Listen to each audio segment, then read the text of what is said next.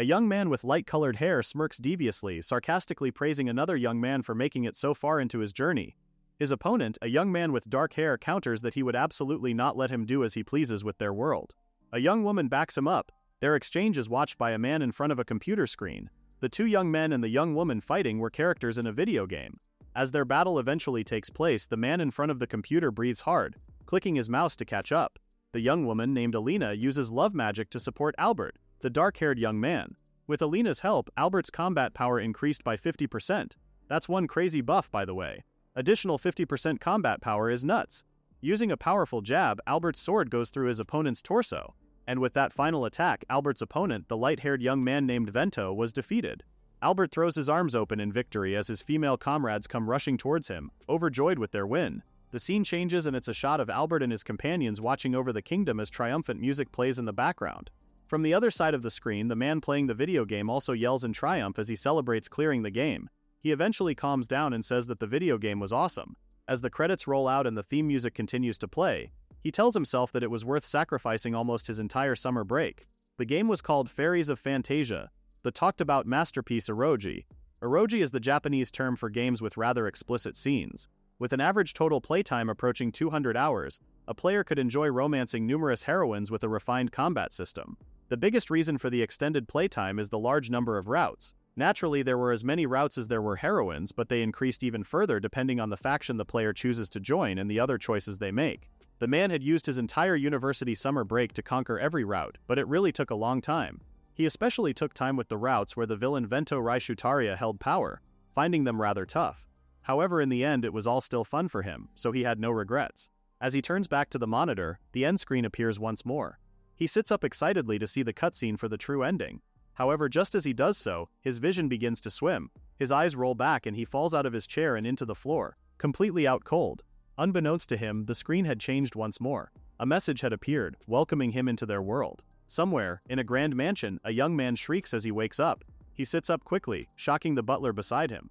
In a rush, the butler calls out to the young man, who was apparently Vento himself, making sure that he had truly woken up. Rather confused, Vento asks the butler where he was. The butler tells him that he was in his own room. He explains that Vento was hit in the head by a vase dropped by a maid and had been bedridden for about 3 days. His words just make Vento confused, and he asks the butler if he was sure that he was talking to him. The butler starts to panic as he comes to the conclusion that Vento's memories were confused. Vento looks around the room once more. The decorations around there and the bed frame made him feel like he saw them often in Fairies of Fantasia. If he was right, he was in the hated villain noble's room.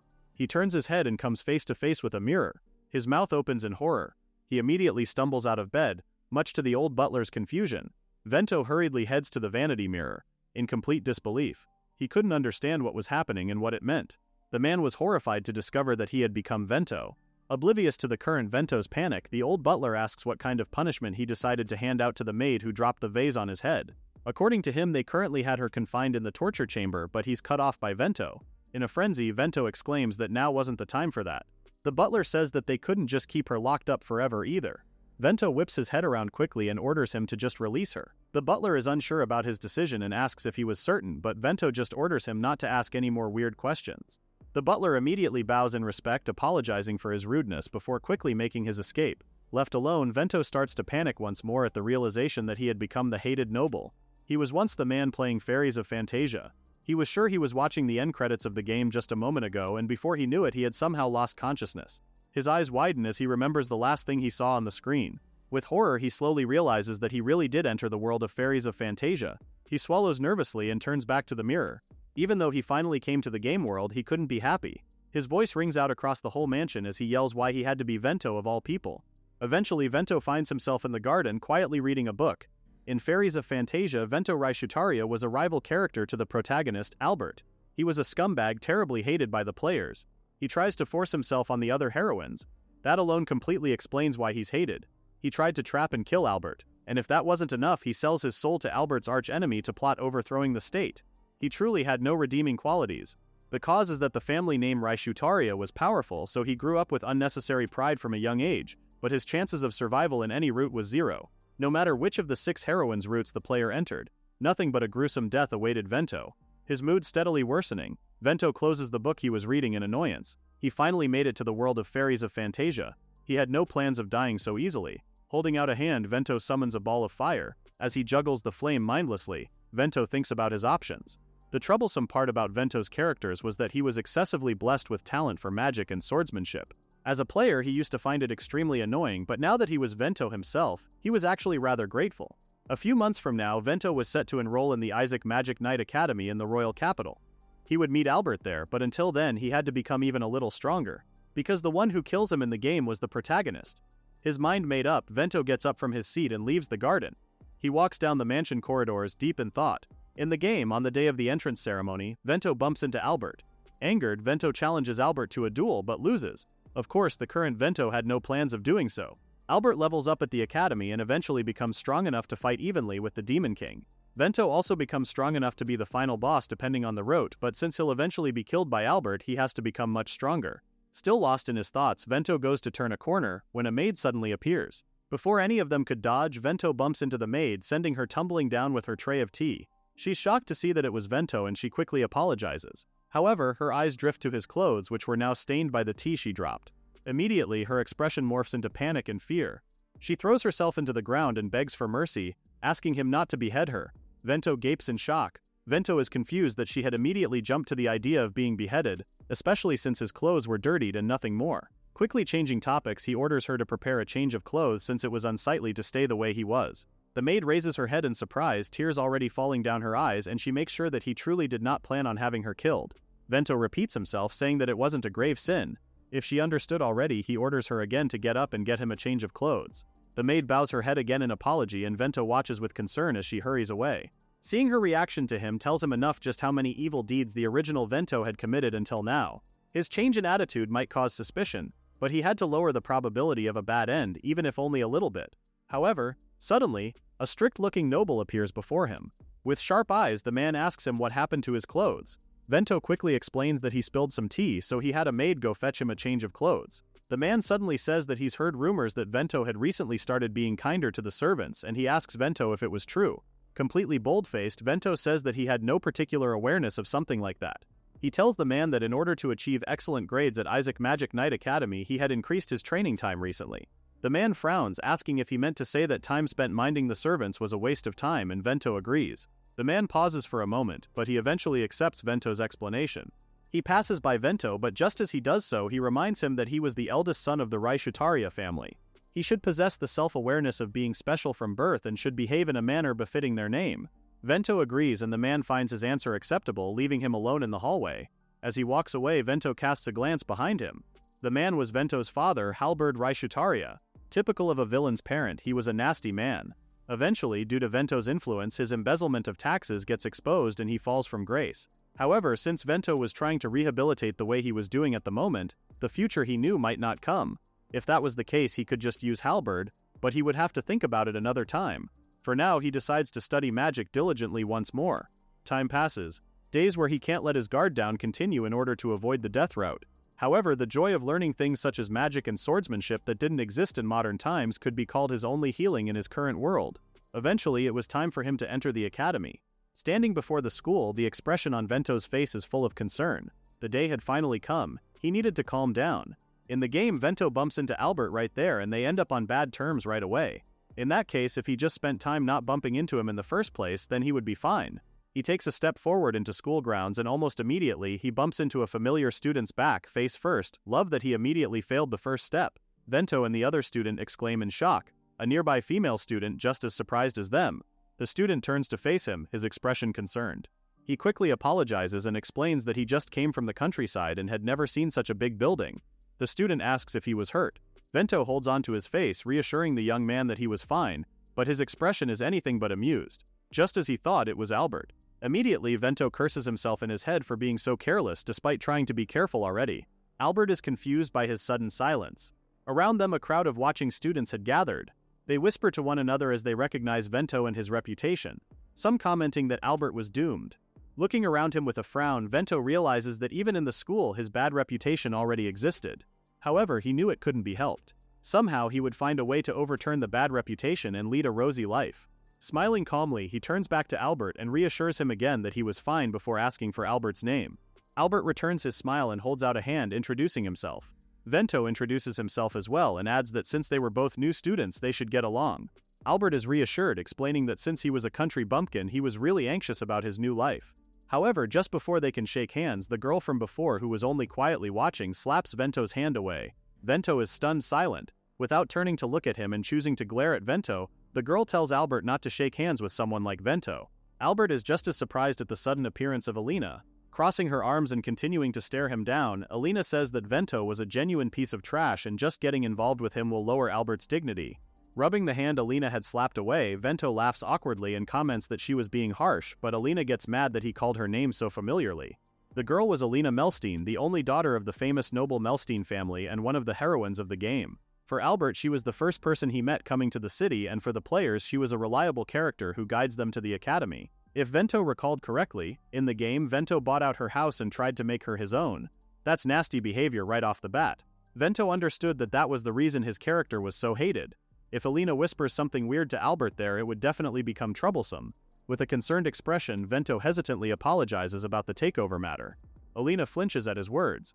The students watching them are equally in shock. Alina explodes at the very idea that Vento was apologizing, telling him not to joke around with her. She demands to know what he was plotting. Vento calmly explains that he wasn't plotting anything and that he wasn't in his right mind at the time. He says that he wasn't asking her to forgive him and he just wanted her to believe that he won't do anything like that anymore. Alina grits her teeth, steadily getting angrier. He tells Vento that because his family had applied so much pressure on them, her father had developed a mental illness. Realizing the gravity of his situation, Vento's face darkens to hear that the problem had gone so badly. In the main story, Alina's family wasn't talked about to that extent. Looking up at him with angry tears in her eyes, she declared that she would absolutely not forgive him and him alone. Without a moment to lose, Alina holds out a hand and casts a fireball. In a panic, Albert swears and tells Vento to dodge. However, Vento merely sighs in resignation at the realization that she wasn't going to believe him that easily. He truly had a difficult road ahead. Summoning his own ball of fire in his hand, one that seemed stronger and more solid, he aimed it directly at Alina's attack. It hits Alina's attack point blank and causes the magic to scatter. Alina and Albert gape in shock. Alina watches in disbelief as her magic fizzles out. With a calm expression, Vento repeats that he was no longer the person he was before and that just meant he will have to win her trust from then on. The crowd watches him in complete disbelief. Much to their surprise, Vento suddenly makes a run for it, choosing to retreat for the day. He runs past Alina and Albert before they have a chance to react. Still angered, Alina watches Vento run off to the main school building. She quickly turns to Albert and tells him not to get involved with Vento since he truly was the worst kind of guy. However, rather lost in thought, Albert stares at Vento's retreating form with a small smile. He tells Alina that although he didn't know much about him right now, he could only think that he was glad that he didn't have to fight Vento. Alina is confused by his words, however her face morphs to complete shock as Albert asks if Vento truly was the sort of terrible person that she thought he was. Alina turns around, unable to answer him. Looking back to where Vento had run off to, her expression is confused. It was true that something felt different, and for a second she questions if the man they just met was truly Vento. Meanwhile, Vento laughs to himself awkwardly as he nears the school building. He lightly curses himself for messing up and asks himself how he even tripped in the first place. Unbeknownst to him, Albert, Alina, and the rest of the students from before watch him go. In the main school building, the entrance ceremony eventually starts. Standing at the very front of a large audience of students was a rather old-looking man. He welcomes everyone to his academy, the Isaac Magic Knight Academy. He introduces himself as the 10th headmaster, Lucy Isaac. He says that starting that day, the students should devote themselves to their studies and lead a fun academy life at the school. As his voice continues to echo throughout the hall, somewhere in the hall, Vento observes him quietly. While being a reliable adult, he thought Lucy also had a playful side. He was a popular character that drew a female audience into playing the Eroge game, and as an ally he was supposed to be a pretty strong character, but Vento had his doubts. Activating his magic, he focuses his eyes on Lucy. Using his abilities, he could see that Lucy might be intentionally suppressing the magic power leaking out. Vento wonders if it was a countermeasure to prevent others from gauging his combat power. However, much to his surprise, Lucy's eyes suddenly land on him, a knowing smile on his face. Vento flinches, breaking his concentration. He looks away nervously, suddenly afraid. Later on, he makes his way to his classroom. He's confused to see that he and Albert were in the same class. He stares as Albert and Alina talk at the front of the class. From what he remembered, Albert's entrance exam results were poor, so he should have started in the F class. At Isaac Magic Knight Academy, there was a class system where academic standing ascended from F class to A class. The current assigned classes reflect the entrance exam results, but this changes based on performance after enrollment. However, now that he thought about it, Vento remembered something. In the original story, Vento pressures the examiner to manipulate the exam results, but since Vento in the current world was the player from before, the actual exam results are reflected. Vento starts to sweat in panic as he realizes that the timeline has already changed significantly. However, his thoughts are cut short when someone calls out his name. He looks up to see a student coming towards him. It was Albert. With a kind smile, Albert says that he couldn't greet him properly earlier, so he thought he'd do it now.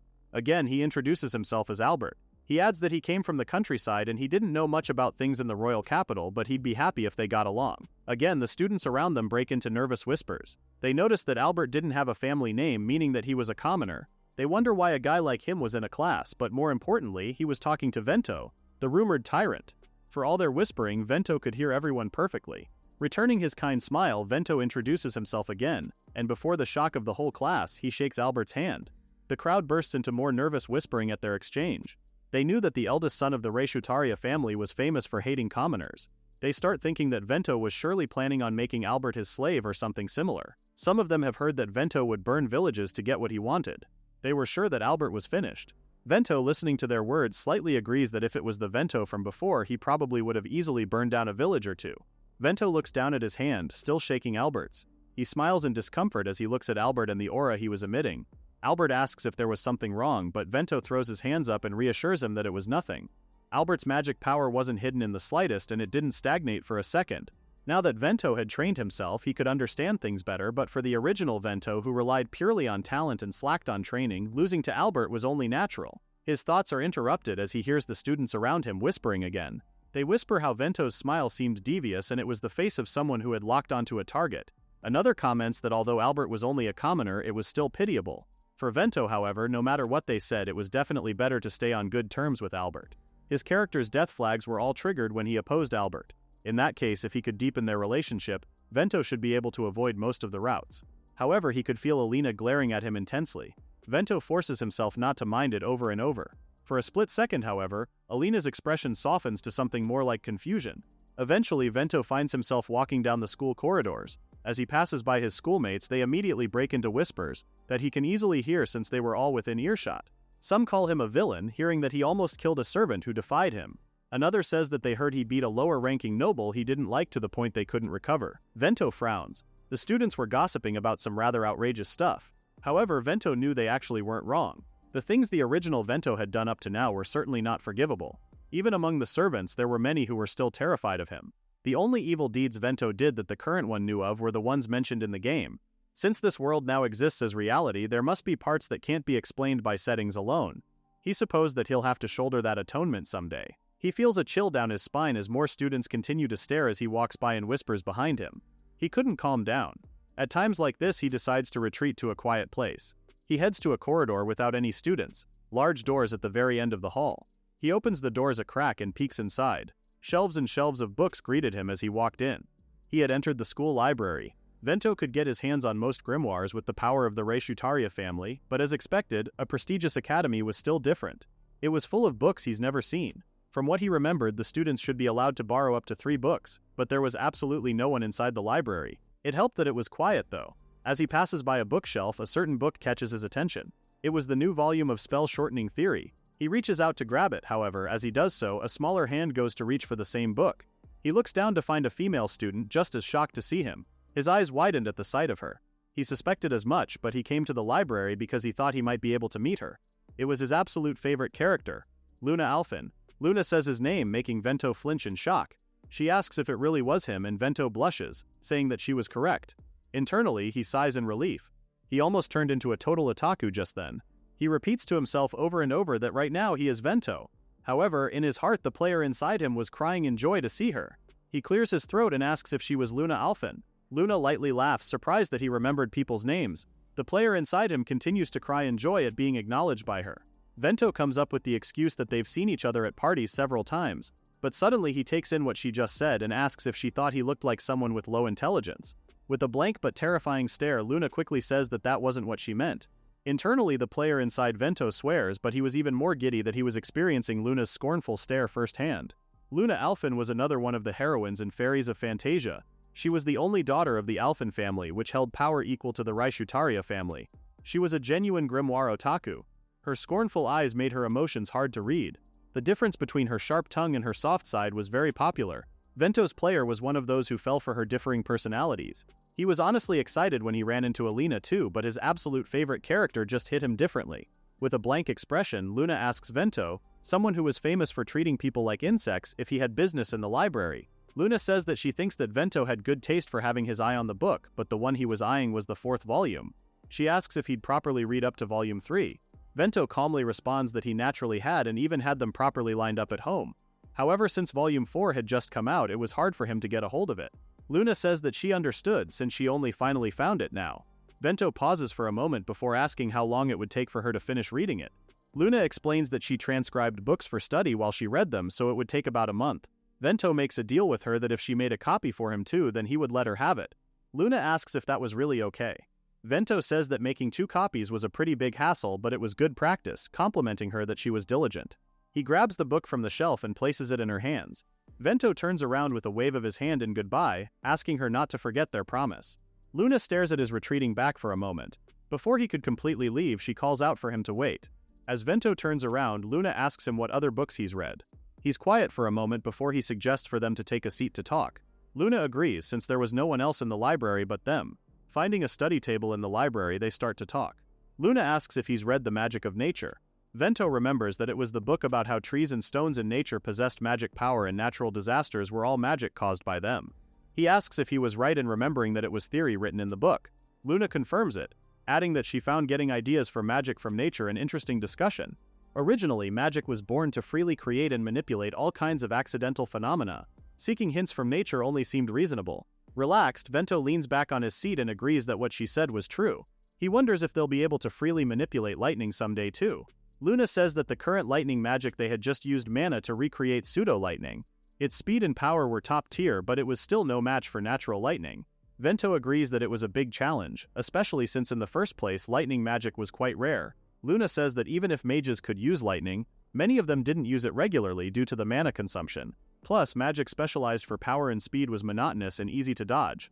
Unlike water and fire magic, which could expand their effective range, even if they were inferior in power, their conversation is interrupted by the sound of the school bell. Vento is surprised that it was that time already, and Luna comments that it was too bad because she wanted to talk more. As they both get up from their seats, Vento says that although there were still some things he wanted to talk about, he couldn't exactly ignore the time to leave school and just stay behind. Luna says that she planned to come to the library every day after school. Eyes hopeful, she asks Vento if he would come again someday. Vento smiles and promises that he would since there were plenty of books he wanted to read. Internally though, he knew that the truth was that he just wanted to come see her. He wished that he could say it out loud, but in the end the protagonist of the world was still Albert. If he strangely deepened his relationship with Luna and an event not in the original story occurred, he won't be able to handle it. Although it had already deviated quite a bit from the original story. Luna says that she's been misunderstanding Vento all this time. She says that he probably wasn't as bad a person as the rumors said, much to Vento's surprise. Vento says that it was only the first day since they've properly spoken to one another, so she shouldn't trust him so easily. Luna smiles softly and reassures him that it was fine because there were no bad people at heart who loved books. Vento asks if that was really how it worked, but Luna turns away and says that they should talk again. Vento promises to do so. Unbeknownst to them, Alina had seen them together, walking down the corridors. Peeking behind a corner, she couldn't believe her eyes to see that Luna was with Vento. She couldn't understand what it meant, especially since they looked like they were getting along. She even remembered that Vento was shaking hands with a commoner like Albert. Alina asks herself if he really did turn over a new leaf, but she quickly shakes her head, telling herself that there was no way a human like him could change so easily. She frowns resolutely. She was sure that Vento was definitely plotting something, and she would absolutely expose him. It's a new day in class, and Vento sits alone at his desk as he hears his classmates whisper all around him. They point him out to one another, calling him the infamous guy with the worst personality. Some say that they were scared to be in the same class as him, and the others say that they didn't want to get involved with him. Despite hearing all of their whispering, Vento tells himself over and over to endure it until he gets used to it. So focused on ignoring them, he almost misses someone greeting him a good morning. The person asks why Vento's eyes were shut tight. Opening his eyes, he turns to the side to find that it was Albert greeting him. He returns his good morning, making Albert smile. Vento nervously asks Albert if he didn't have any negative thoughts about him. Albert seems surprised by his question, thinking about his answer. Finally, he answers that he only felt like he wanted to work hard together as friends from then on. Vento says that that wasn't what he meant, but he brushes their conversation aside. As Albert turns away to greet his other classmates, Vento thinks about how he couldn't tell if Albert was being serious or not. But now that he thought about it, it was just like in the original story. Albert had a fearless personality. Unswayed by the opinions of others, he judges everything by his own standards. That unwavering nature was what attracted the hearts of the heroines and his allies. As for Vento, he didn't want to clash with Albert, so he supposed that he wouldn't say anything unnecessary anymore. Vento snaps out of his thoughts when he hears Albert greet Alina. Alina moves towards them and returns Albert's greeting. However, when she sees Vento, she glares at him and greets him through gritted teeth. Vento returns her good morning, however he's confused. Alina was supposed to hate him, so he couldn't understand why she was acknowledging him. Her frown deepening, she takes out a sheet of paper and holds it out to him. In a loud voice, Alina declares that she was challenging Vento to an official duel. Isn't this like the first day or first week of classes? Albert is speechless and Vento is shocked. The rest of the classroom are just as caught off guard, unable to believe that Alina was calling for a duel, some thinking it was only a joke. Albert asks Vento what a duel was, and Vento explains that it was one of the systems in the academy. The duelists bet something that they couldn't yield or use it to settle disputes, and they clash their abilities against each other. Vento frowns in concern. His situation wasn't looking so good. He never thought Alina would challenge him. The flow of the story was deviating considerably from its original timeline. I think you've long since changed the story when you started being nice to everyone. Looking rather smug, Alina asks if he would accept or not. Vento asks why she was challenging him to a duel, and Alina plainly states that it was because she couldn't trust him. She says that after tormenting her family so much, she couldn't believe him even if he suddenly acted like a good person. That was why, even if it was by force, she would make sure to know who he really was. Alina says that if she won, Vento would have to apologize properly regarding the acquisition matter. Of course, he had to kneel and rub his head against the ground. I feel like if she asked nicely, he would have done it without the duel. Vento asks what he would have if he won, and Alina says that she would do whatever he said. Alina says that she was betting her life on the duel too because she couldn't protect her dignity the way it currently was. Alina continues to pressure him, saying that it was useless to refuse because she would follow him around until he accepted. Vento comments that he thought her words counted as a threat. Between them, Albert watches their exchange, unable to come up with anything to say. After a moment of silence, Vento reluctantly accepts the duel. Much to Albert's shock, Vento asks for the time and place, and Alina tells him that they'd have the duel tomorrow at the first dueling arena. Vento says that she secured a good spot. Alina says that it was rare for people to want to duel so early in the new semester, and Vento agrees with her. With that, she says that that was all she wanted to say, and she turns away to leave. Left to their own devices, Albert watches as Vento slumps into his seat with a heavy sigh. Albert asks if Vento really did try to acquire Alina's family estate. After a pause, Vento admits that he did, but he defends himself by saying that he wasn't in his right mind back then, and as of that moment, he had no intention of acquiring it. After all, he knew it was the actions of the original Vento. Internally, Vento thinks about how he already told his family to cancel the acquisition. However, he guessed that it didn't end with just that for Alina. After all, Alina nearly lost her home and family because of the original Vento. If the acquisition was called off, there was no doubt she would be saved.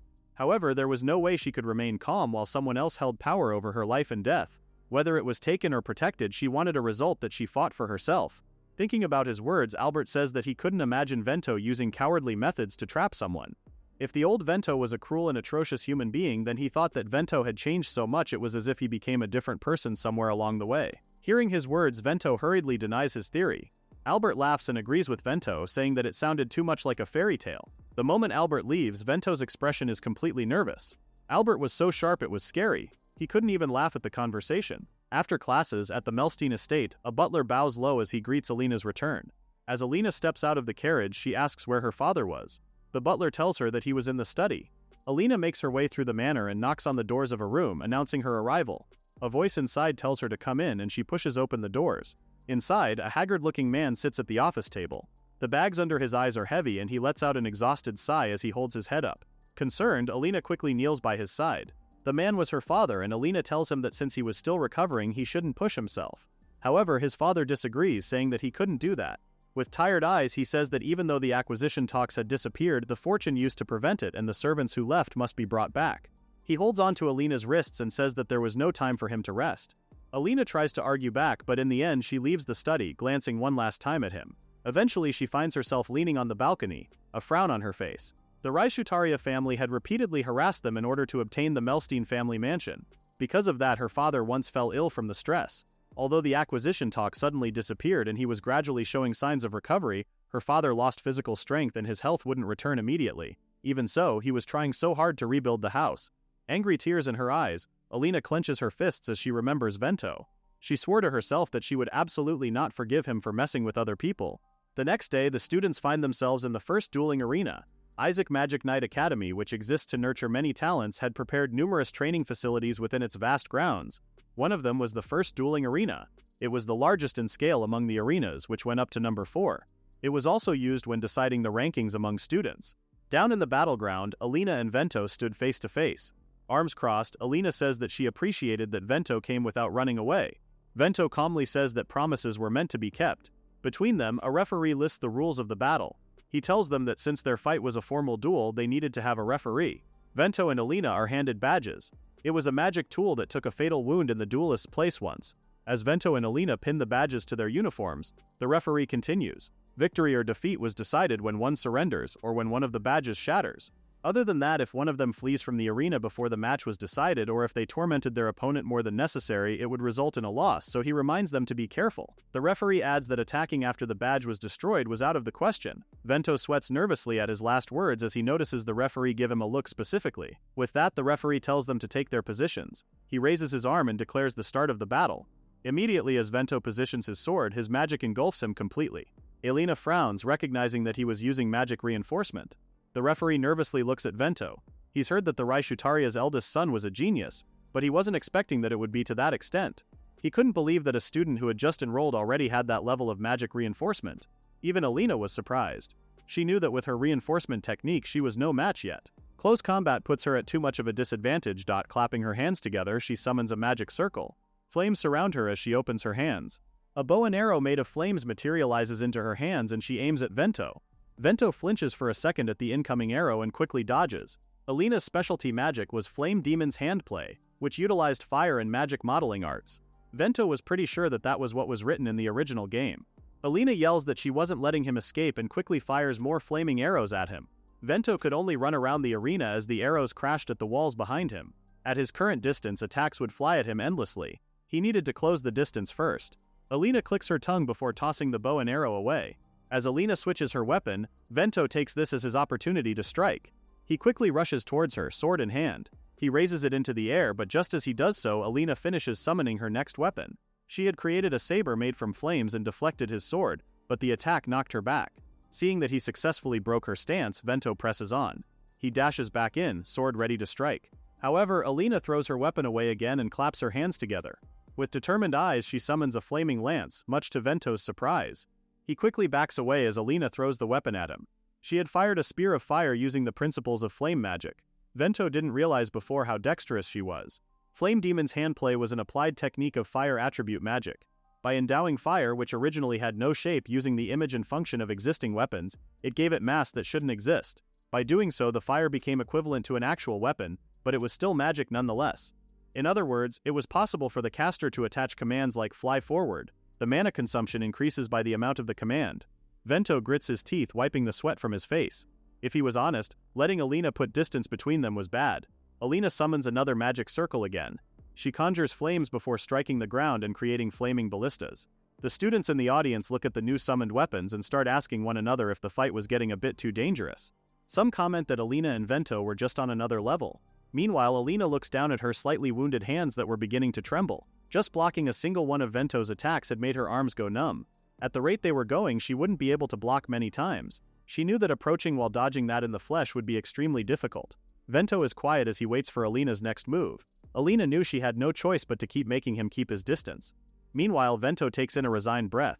He supposed he had no choice, he just thought it was a bit too early to debut it. Clenching his fists, magic suddenly wraps around him once more. He had the conversation with Luna the other day, but in the end, lightning was pure romance. Alina flinches to see Vento suddenly using lightning magic. She knew lightning magic was rare, but it wasn't like she didn't know how to deal with it. She just couldn't understand why he was covering himself with it. She prepares for his next move. Focusing her eyes on him, Alina knew that she just had to determine the direction it flies. At least that was the correct countermeasure for lightning magic. Lightning magic was top class in both power and speed, but it only flies in a straight line. If the user tries to bend it, the nature of lightning means there was a possibility it would be attracted to something else. But the secret to Vento's magic was that it did not fly. Using his magic that he called Kirin, the mythical beast of lightning, his magic explodes all around him. The audience is in awe of his ability. One moment he's in Alina's line of sight, but with a crackle of lightning, he disappears from her view. Alina panics as he vanishes, but before she can react, she hears his voice behind her. With a single hit to her side, Vento delivers a rush of lightning all over her. Using that single attack, the badge she carried crumbles into pieces. Amongst the audience, Albert watches in shock, seeing Albert use lightning magic. It was a fact that lightning magic couldn't achieve the same speed as actual lightning, and the fact it could only be fired in a straight line has been an eternal issue. However, it seemed that Vento had turned it into a form of reinforcement magic by using it inside his body. Everyone in the audience, including Albert, watched the battle in awe, thinking that Vento was amazing. Back in the battleground, Vento stood over Alina as she kneeled on the ground, clutching her side. With a horrified expression, she knows she lost because of her shattered badge. Just to confirm her thoughts, the referee concludes the match with Vento as the winner. Vento cancels out his magic, but as he does so, his body is wrapped in pain that he could barely hide. Since he pushed past his limits, the muscle pain was brutal. Yeah, I'd imagine so, since you basically trapped lightning in your body. Still standing over her, Vento repeats that he won. Alina turns to face him, but despite her frown, tears are gathering in her eyes. Vento is caught by surprise at the sight of Alina with tears in her eyes, raw and unfiltered. The player inside him was rather content, thinking it nice that though she normally acts stuck up, she also occasionally shows weakness. But Vento reminds himself that now wasn't the time to think like a player. Vento asks her again if the loser listens to one thing the winner says. Still feeling defeated, Alina tells him to do whatever he likes. Since she had lost to him, she didn't see any value in living anymore. Crazy words from someone who brought up the fight in the first place. Vento tells her not to say things like that. She whips her head around to face him as she points out the irony in his words. But Vento had his arms pressed to his side, bowing low at her. Alina gapes in shock. The audience is just as shocked as they watch, even Albert was left speechless. Vento says that he knew that his treatment of the Melstein family wasn't something that could be forgiven at all. He wouldn't say that he wanted her to forgive him, but he just wanted her to believe him when he said that he wouldn't harm her anymore. Alina is quiet for a moment as she watches him. She asks him if those were his orders as the winner. Standing up straight, Vento quickly waves his hands nervously, turning down her assumptions and saying that phrasing his request like that sounded bad. Alina continues to gape at him. She couldn't believe that the man in front of her was really Vento. It was as if he was a completely different person. She was used to the Vento that looked down at her and sneered, not the one in front of her who clumsily continued to try and patch things up with her. She finally stands up and crosses her arms before telling Vento that she would believe him. She continues that if she was honest, even if he said that he's turned over a new leaf, she still couldn't believe it. But she would overlook it for the sake of his eyes that looked entirely like a different person's. As for the future, it depended on his actions. Luna was also in the crowd, and she watches quietly as Vento smiles and thanks Alina, saying that her decision was alright with him. Alina tells him not to thank her and only promises that if Vento ever did something to hurt someone again, at that time she would stop him even if it costs her her life. Despite the threatening tone, Vento smiles happily and says that he understood and he would entrust his life to her. Alina is caught off guard by the expression on his face. She quickly turns around to hide her face that had gone red. She couldn't understand why she was blushing. She tells herself to calm down. Alina shakes her head to knock some sense back into herself, reminding herself that Vento was her enemy, so there was no way she would ever open his heart to him. Vento watches her in confusion. However, catching sight of his stare, Alina blushes once more before scoffing and leaving the arena first. Vento sighs in relief that everything seemed to work out somehow. Internally, though, Vento complains why he was the one who had to apologize. It wasn't like that thought never crossed his mind. He wasn't the real Vento. But if the only path left was to live as Vento, then he had no choice but to follow the life he lived, one step at a time. Meanwhile, unbeknownst to him, someone had been watching the duel through binoculars. With the lenses still watching Vento, the girl watching him, her hair a light color, comments how strange he was. According to all the stories she's heard, Vento was a villainous troublemaker. But looking at the duel and its conclusion, she thought that he seemed like a pleasant young man. She removes the binoculars from her face. The girl is surrounded by other students providing her with tea and a parasol. Behind her, a dark-haired girl arrives, saying that no one cared about his personality. What was important was whether he was strong or weak. The light-haired girl greets the dark-haired girl as Fiska, surprised by her arrival. She comments that it was rare for her to come watch someone's duel. Fiska smiles and says that she was just evaluating since there might be a strong kid among the first years. The light-haired girl asks Fiska if she intended to mess with them, and Fiska agrees. She says that Vento looked quite interesting and she'd definitely like him to play with her. The light-haired girl comments that Vento would be quite pitiful to get tangled up with Fiska, the Academy's 4th rank. Fiska laughs, saying that the other girl was making her sound bad when she really only wanted to play with strong people. The light-haired girl tells her to do as she pleases since she wouldn't particularly stop her. Fiska comments that it was rare for her upperclassmen to not lecture her over something like that. The light-haired girl says that there were various things she wanted to verify about Vento. One of them was his ability. If he was able to stop even Fiska, it would mean that his abilities were the real deal. As student council president, she wanted to gather information on dangerous factors. Fiska hums in thought. She really didn't get it, but if the other girl wasn't going to stop her, then she would do as she pleases. With a crinkle in her eyes, she tells an oblivious Vento that they would have lots of fun. Another day at school, Vento walks down the halls once more, and again students watch him pass by and whisper behind his back. He lets out a sigh once he sets his bag down on his desk. It seemed like the story of yesterday's duel had already spread. Vento was famous to begin with, so he supposed it was only natural that he stood out immediately if something happened. As he continues to stew in his thoughts, Albert comes up behind him and happily greets him good morning. Albert comments that he had completely become the man of the hour as everyone stared at him from around the class. Vento tells him that it was rather troublesome because he hasn't been able to relax all morning. Albert says that yesterday's battle was truly magnificent, adding that he was very proud to have classmates like him and Alina. Vento is caught a bit off guard by his words. But now that he thought about it, from what he remembered, Albert was a total training addict. Or it would be more accurate to say that he liked making himself stronger. Since even leveling up was fun in Fairies of Fantasia, Vento figures that there must have been parts influenced by the player's mindset too. Speaking of training addicts, Vento wonders about one of the other heroines and what she was doing at that moment. He knew she loved fighting more than anything, so she should have picked a fight with Albert at a relatively early stage. Suddenly, the class goes quiet as Alina walks into the room. She heads straight for Albert, who readily exchanges greetings with her. Stiffly turning to Vento, she also offers her greetings, which Vento returns, although awkwardly. Alina says that as she had told him yesterday, she would be monitoring him closely, and if he tried anything strange, she would stop him immediately. Vento replies that she was very welcome to, but he nervously smiles as he suddenly wonders how far her monitoring would go and if it would extend outside the academy. Their conversation is cut short when Albert throws an arm around the both of them. He says that he was glad that they had made up, adding that it made him happy when friends got along. But Alina quickly pushes the both of them off, saying that they haven't become friends. Trying to stifle a smile, Vento laughs nervously. Their conversation shifts as Albert suddenly says that there was something he wanted to ask the two of them. Clapping his hands together in a plea, Albert says that since he was raised in a village, he didn't know anything about the royal capital. So if they didn't mind, he asks them to guide him. Vento and Alina think about his request. Isaac Magic Knight Academy was built inside the royal capital of the Elfrid Kingdom. The Elfrid Kingdom was one of the most prosperous countries in the world, and even its royal capital showed a liveliness not seen in other nations. In addition to that, since it was overwhelmingly large, it was common for those who came from the countryside to get lost. Albert comes closer to Vento and continues to beg him for his help, saying that they were the only people he could rely on. Vento says that he didn't really mind. He wanted to go see Luna, but he also couldn't ignore his relationship with Albert either. Alina says that if Vento says he was going, then she had to go too, since she didn't know what he would do outside.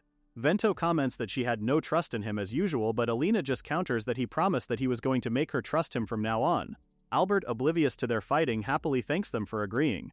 To be able to chat with the characters of Fairies of Fantasia the way he was doing, Vento's player would have rejoiced without hesitation if only he wasn't in Vento's body. Eventually, the three of them arrive in the heart of the kingdom. Albert exclaims in amazement as he sees the royal capital for the first time. It was full of shops he'd never seen before. As Albert jogs a little ahead, Vento laughs, glad to see that he was enjoying his time sightseeing. Vento's player was excited too when he first came into the world, but since his memories were shared with the original, that feeling faded rather quickly. Full of excitement, Albert almost jumps from stall to stall, checking everything out. Vento and Alina can only watch him in concern. Alina tells Vento that people just became like that naturally when they came to the royal capital for the first time. Vento adds that even if it was obvious for them nobles, from Albert's perspective, everything must have been unknown. Vento says that it wasn't like he didn't understand that feeling of being that excited. Alina stops short at his words, and Vento turns to her in concern. Alina says that for a moment she thought he had a fever, and Vento is confused, asking her if he looked pale. Alina says that it just felt wrong to see him showing understanding towards a commoner. With a carefree smile, Vento says that status didn't matter whether someone was a commander or a noble, and he just liked good people in general. And for him, Albert was without a doubt a good person. He tells Alina to look as Albert crouches down to help a young boy that tripped. As Albert helps the teary-eyed boy stand up and smiles at him encouragingly, Vento tells Alina that that was the reason he wanted to get along with him, and that was all there was to it. Alina seems to look at Vento in a new light. However, she frowns again as she stares at him some more. It didn't seem like he had any ulterior motive. Vento suddenly turns to her, asking if there was a problem since she's been staring at him for a while now. Alina flinches at his words and immediately tries to hide the blush on her face. She defends herself in a frenzy, saying that he was misunderstanding something because she wasn't staring. She quickly turns around. Vento laughs it off, thinking that she was just being wary of him. The fact that she stopped snapping at him was already great progress. Their conversation is cut short when Albert yells out to them and calls them over towards a weapon shop. The day continues on, and pretty soon Albert has a full paper bag. He ended up buying all sorts of things. Rather concerned, Alina asks him if it was okay to buy that much, especially since there was junk mixed in too. Albert just laughs because he might have gotten too excited. Thinking that the other two couldn't see him, Vento almost cries as he witnesses a scene that was in the original game. Alina and Albert are confused by his expression, but they let it go. Their group turns around to hear screaming, someone calling for anyone's attention to stop. Two men quickly running to their direction. Two men with their faces covered and each holding a crate were dashing towards them, telling them to move out of the way. Albert calmly sets down his paper bag and asks Vento to handle one of them. The two men are caught off guard when Vento and Albert stand before them. Unable to stop in time, Vento stretches out a leg and trips one of the men, sending him and the crate he was holding down to the ground. The crystals in the crate scatter all over. The man's partner yells at him for tripping. Vento stands before them, arms crossed, and comments that they were holding merchandise. Albert says that if they quickly returned the goods to the shopkeeper, the two of them would let the men off by just turning them over to the guards. One of the men cursed at them, saying that they were getting in the way of their work. Vento is confused by his words, but before he can say anything more, the men prepare to attack. Vento and Albert stand their ground as the two men dash towards them. Albert accepts the challenge, but Vento reminds him not to overdo it too much, which Albert throws back at him. Pissed, the two men take out knives, warning them not to get in their way. Albert says that they were asking for the impossible, before Albert immediately summons his magic to wrap around him. As Vento had expected, Albert's moves were refined. One of the men charges forward, knife raised and ordering them to move. Albert swerves out of the way just in time and the man misses him, but Albert lifts his leg and kicks the man at the side. The man coughs out in pain. His partner watches him go down. He curses at them and calls them brats as he holds his knife up, but Vento blankly states that he didn't want to be called that way by trashy adults like him. The man swings his knife at Vento, but he dodges. With a hit to his wrist, Vento disarms him. He warns the man to grit his teeth as he clenches his fist and delivers a devastating blow to the enemy's face. The force of his hit was so strong that Vento's opponent bounced off of multiple objects in the alley. With the man finally lying down on the ground, out cold and with a bruised cheek, Albert asks if he did a bit too much, and Vento says that he probably did. One of the men struggled to sit up, cursing as he said that at the rate they were going they wouldn't reach their quota. Vento is confused by his words for a moment before he remembers that the men were Nirvana's underlings. Nirvana was a criminal group operating in the shadows of this world. It's the name of the so-called Dark Guild. They had summoned the god known as the evil god Avon. They are the worst kind of guild, attempting to carry out a reset of all life in the entire world. In the original storyline, after losing to Albert, Vento also joins Nirvana. A merchant suddenly comes running towards them, thanking them profusely. The merchant reaches them and says that they saved him. Albert reassures him that it was no problem before asking if his goods were safe. Looking over one of the crystals, the merchant says that they were mostly fine, although some did get chipped. Looking at the men passed out on the ground, the merchant sighs and says that they really caused a lot of trouble. He informs them that someone had called the guards so they could just leave the rest to them. The merchant thanks them again, but when he starts to offer a reward, Albert quickly raises his hand to stop him. He reassures him that it was fine and he just did what was natural. Albert turns around, calling for Alina and Vento and motioning for all of them to leave. The merchant tries to stutter out a reply as he watches them go. As they walk, Alina says that she may sound a little stingy, but she suggests that they should have at least accepted a reward. She adds that even the merchant probably wouldn't feel right. Albert reassures them again that it was fine. He says that he left the village in order to help people, so even without a reward, if that person was saved, it was more than enough for him. Albert smiles at Alina as they talk. From behind them, Vento smiles, thinking how Albert was truly a dazzling guy. Albert suddenly says that Vento might have wanted a reward, and he apologizes for deciding for everyone by turning it down. Vento reassures him that it was fine, but Alina says that in front of Albert, Vento probably had no choice but to say that, otherwise Vento would look like a greedy person. Vento immediately defends himself, saying that she didn't have to say things like that. As their group continues to talk among one another, Vento smiles in content. He didn't think that he would be able to see a scene where the three of them were laughing together. If the fans of the original work knew about them, they would probably faint. They continue to walk down the royal capital, but suddenly Vento catches sight of someone. It was a girl leading a small party of soldiers. Vento recognizes her as Melfi. Melfi Sulfuria was one of the heroines of Fairies of Fantasia and a member of the Elfrid Kingdom Knight Order.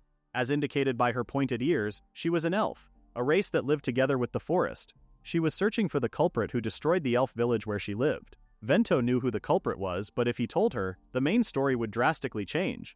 He felt bad, but it was better not to say anything. Vento watches as Melfi approaches the merchant from before. Alina suddenly calls for Albert and Vento's attention, telling them that the guards were coming their way. Melfi walks towards them and asks if they were the ones who captured the men, which Albert confirms. Melfi expresses her thanks and informs them that the men had been repeating magic stone robberies around there. They were quick to flee and hard to catch, but thanks to Albert and Vento, they managed to do it. Melfi smiles warmly and thanks them again.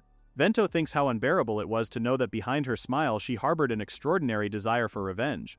He snaps out of his thoughts when Melfi asks if he was Vento Raishutaria, and Vento answers that he was. Melfi is rather amazed that he seemed more fit than she expected. From what she heard from rumors, he was an idiot son who neglected effort because of his talent and used his family's power to do whatever he pleased. Her words felt like a large weight dropped over Vento's body.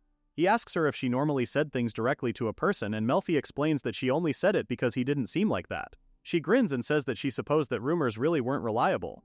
The player using Vento almost cries in relief, realizing that it really was Melfi right in front of him. He already met so many of the characters already, but he couldn't get used to all of it. Melfi remembers that she had to get back to work soon and bids them all goodbye with another thanks. She turned back to them, waving goodbye as she ran. Albert tries to yell a warning, but Melfi slips on a banana peel and she tumbles to the ground. Melfi's uniform raises as she kneels on the ground, her backside showing as she groans in pain. Ah, so this is where the eroge part of the game comes in. It finally makes sense. Albert quickly runs over to her, asking if she was okay. Melfi laughs awkwardly, reassuring him that she was fine.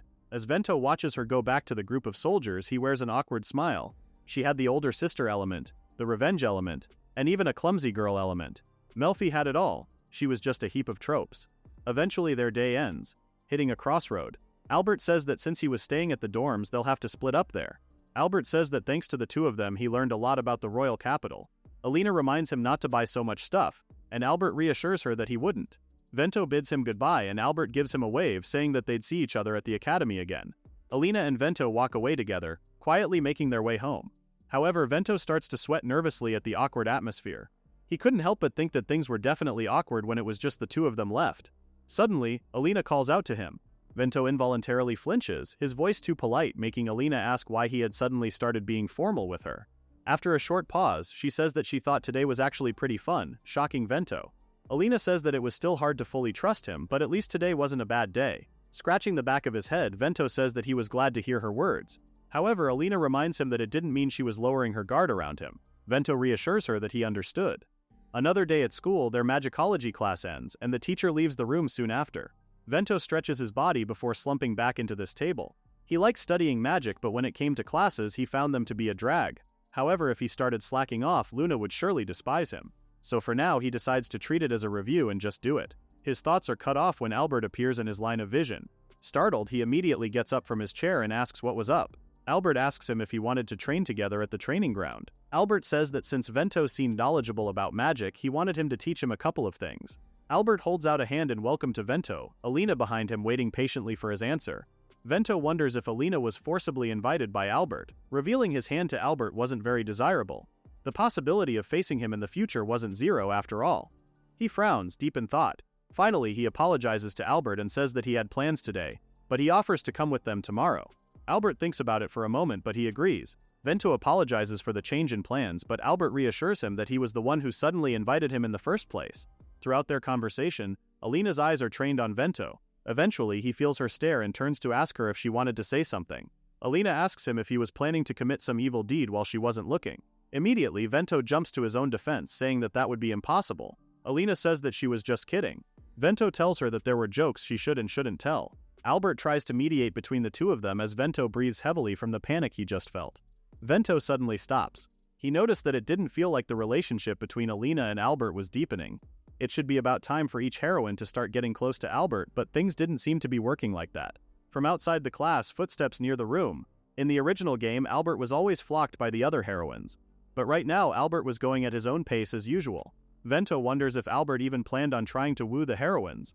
Vento stares hard at Albert, making Albert rather uncomfortable. Suddenly, the door to the classroom opens and a female student walks in. She greets Vento's group, saying that she couldn't help but come see him herself. Vento, Albert, and Alina are shocked at the sudden intrusion. However, Albert only asks who she was, making Alina exclaim in panic, unaware that Albert didn't know who she was. Alina says that the girl was numbers 4, Fiska Uel. Albert looks shocked for a moment before he turns back to Alina and asks what numbers were. Alina yells at him, unable to believe that he was in the academy but had no idea what the concept of numbers were. Numbers was a title given to students ranked in the top 10 of the academy hierarchy. The moment a student becomes one of the numbers, their name is known to every student in the academy, which appears to be a lie since Albert didn't even know who she was. Alina says that everyone was aiming for those top 10 spots, and yet Albert didn't have a clue what it meant. Albert manages a weak laugh, making Alina even angrier that he didn't understand a single thing she said. Vento's player internally cries again for witnessing one of the scenes in the original game. Fiska visiting the classroom was also just like in the original. The only difference was that Vento was in the room with them. With a small smile, Fiska swipes her arm and sends an object flying. Vento flinches to realize that she had thrown the sword in her hands at him, missing him by inches and lodging itself on the chalkboard between him and Albert. In Fiska UEL's second year, she climbed all the way to numbers 4. She had a troublesome personality where she was dying to fight strong opponents. She was also known as a complete battle maniac. In the original game, she got interested in Albert, who defeated Vento and started messing with him. As expected, Albert was following the path of the main story. However, Vento's confused. In his current world, Albert hadn't dueled anyone yet, so it didn't make sense that Fiska would get interested. Albert makes the first move, asking their senior Fiska if she had any business with them. Fiska moves forward, agreeing that she did have business with them. However, she completely passes by Albert and moves to Vento. She says that she just wanted to say hello to the rumored new student. Looking up at Vento, Fiska's voice is dark as she asks Vento if he wants to duel with her. Vento is completely caught off guard by her sudden interest. Before he can say anything, Fiska pulls her arm back, ready to throw a punch at him. Damn, she doesn't plan on holding back. As Fiska's fist draws near, Vento holds out his hands in front of him to catch her attack, using magic to strengthen his block. However, at that distance, he's still most likely to get socked in the jaw, in my opinion. Fiska's attack hits Vento's palms with a powerful echo. Vento notices that Fiska's fist is enveloped with magic. He grits his teeth in panic at the realization that Fiska had used proper magic reinforcement to accompany her punch. Fiska grins in fascination at Vento, thrilled at his quick reflexes. She quickly twists her body around before raising her leg to deliver a high kick. Her foot slams against Vento's crossed arms, both using magic reinforcement to strengthen their offense and defense. Vento grits his teeth at the strain of catching a heavy attack instantly, but Fiska just laughs in joy, amazed that Vento could block her close combat attacks. However, a voice cuts in, telling their upperclassmen that she's done enough. Fiska hums in confusion at the sudden intrusion. Albert and Alina had braced themselves to fight her, using their own magic to reinforce themselves. With a focused expression, Alina reminds Fiska that they were still in a classroom, the other students behind her cowering in panic and fear. Alina asks her not to go wild in the class. However, Fiska's expression just twists into a dark grin at the sight of them, ignoring Alina's words and choosing to say that since the two of them looked pretty good as well, she could have more fun. Alina and Albert flinch, a chill running down their spine. Meanwhile, with Fiska momentarily distracted, Vento tries to plan out a strategy. He couldn't believe that he ended up being Fiska's target instead. Vento was making one miscalculation after another. He frowns, not sure what to do next. Seeing the panicked students and Albert and Alina still preparing to attack, Fiska sarcastically apologizes. She says that she guesses it was a bit lacking in common sense to suddenly attack Vento in a classroom. She turns back to Vento, her expression more calm now, and explains that she just really wanted to try fighting him. She smiles and says that she just couldn't help it. Suddenly, she crosses the short distance between her and Vento and excitedly looks up at him. She says that if they couldn't fight in the classroom, then they could do it in the dueling grounds. With twinkling eyes, she tries to convince him that he would have a blast dueling her. Vento flinches back at her sudden closeness. The classroom seems to go completely quiet as he slowly says that he refused to duel with her. Fiska's eyes can only open wide in shock, not sure if she heard right. With more determination, Vento says that he had no reason to duel her. He offers a half-hearted apology and says that he wasn't the type of person who enjoyed fighting. Without a second to lose, he passes by Fiska and speeds out of the classroom door with a short goodbye.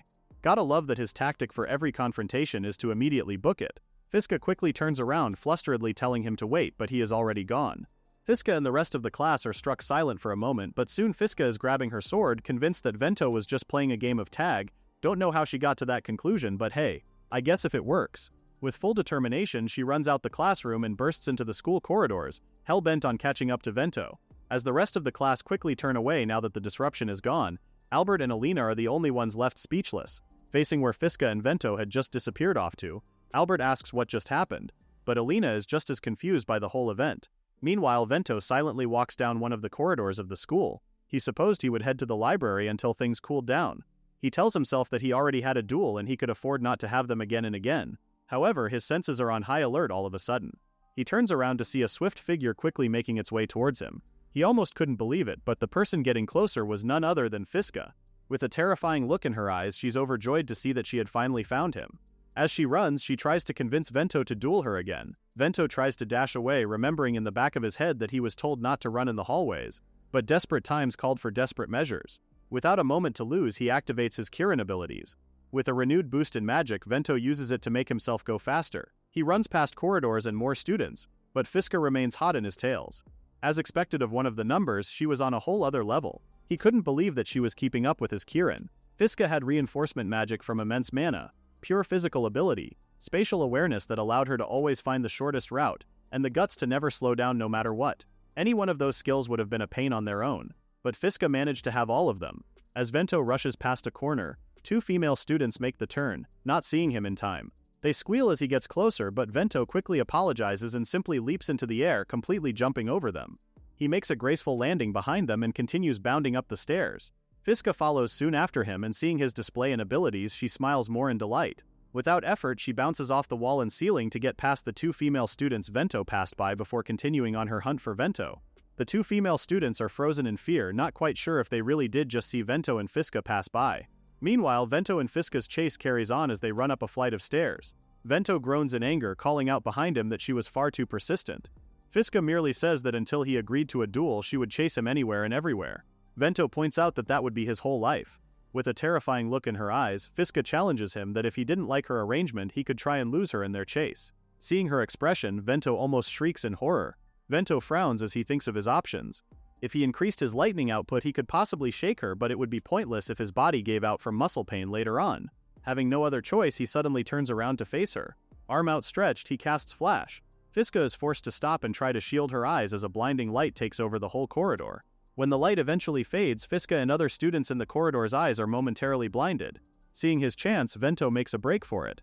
He enters the nearest set of doors before turning and finding the doors leading to the library. He quickly enters and slams the doors shut behind him.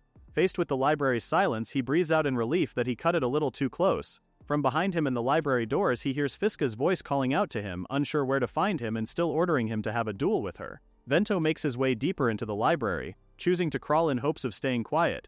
As he's muttering to himself about the inconvenience he found himself in, a person stood in front of him. They ask what was wrong since he was making so much of a racket. Vento flinches in shock at suddenly finding someone in front of him. However, the person leans down, and to Vento's relief, it was Luna. She smiles at him warmly, saying that he was overreacting and reminding him that he needed to be quiet in the library. Pleased by her presence, Vento breathes out a sigh in relief and softly apologizes. Luna says that since she was the only one in the library at that moment, she supposed it was fine. Changing the subject, she quickly asks him what happened to make him look like he was fleeing from someone. Vento vaguely says that he just got tangled up with a troublesome upperclassman, but his words only make Luna more curious and confused.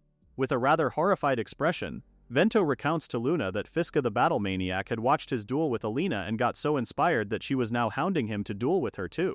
Hearing his explanation, Luna agrees that he really was in a painful situation. That said, Vento asks if it would be okay for him to hang out in the library for the meantime. Luna agrees to the condition that he talk to her. Vento says that he would be happy to if that was all that it took. Time passes and they make their way to a table in the library again. Luna brings up that she was also in the crowd during his duel with Alina. She says that she was so surprised to see that lightning magic could be used as magic reinforcement. Vento says that it was just a little application, using the power of lightning to activate all the cells and electrical signals in the body, raising one's reaction speed to its absolute limit. Simple magic reinforcement could grant high-speed movement, but it couldn't enhance reaction speed. The true nature of the Kirin he used was to enable the optimal movement at all times through phenomenal physical ability and reaction speed. Luna suggests for Vento to accept the duel, saying that if he used Kirin, she felt like he could win against even Fiska herself. Vento quickly refuses, saying that using lightning magic was ridiculously taxing on his body and he wasn't too keen on showing all his cards that early on. Luna understands where he was coming from, but she points out that Fiska most likely planned on hounding him for the rest of his life if things kept up. Vento leans back into his seat, staring blankly at the ceiling windows above before slowly agreeing. Thinking about his options, Fiska would probably come at him again the next day.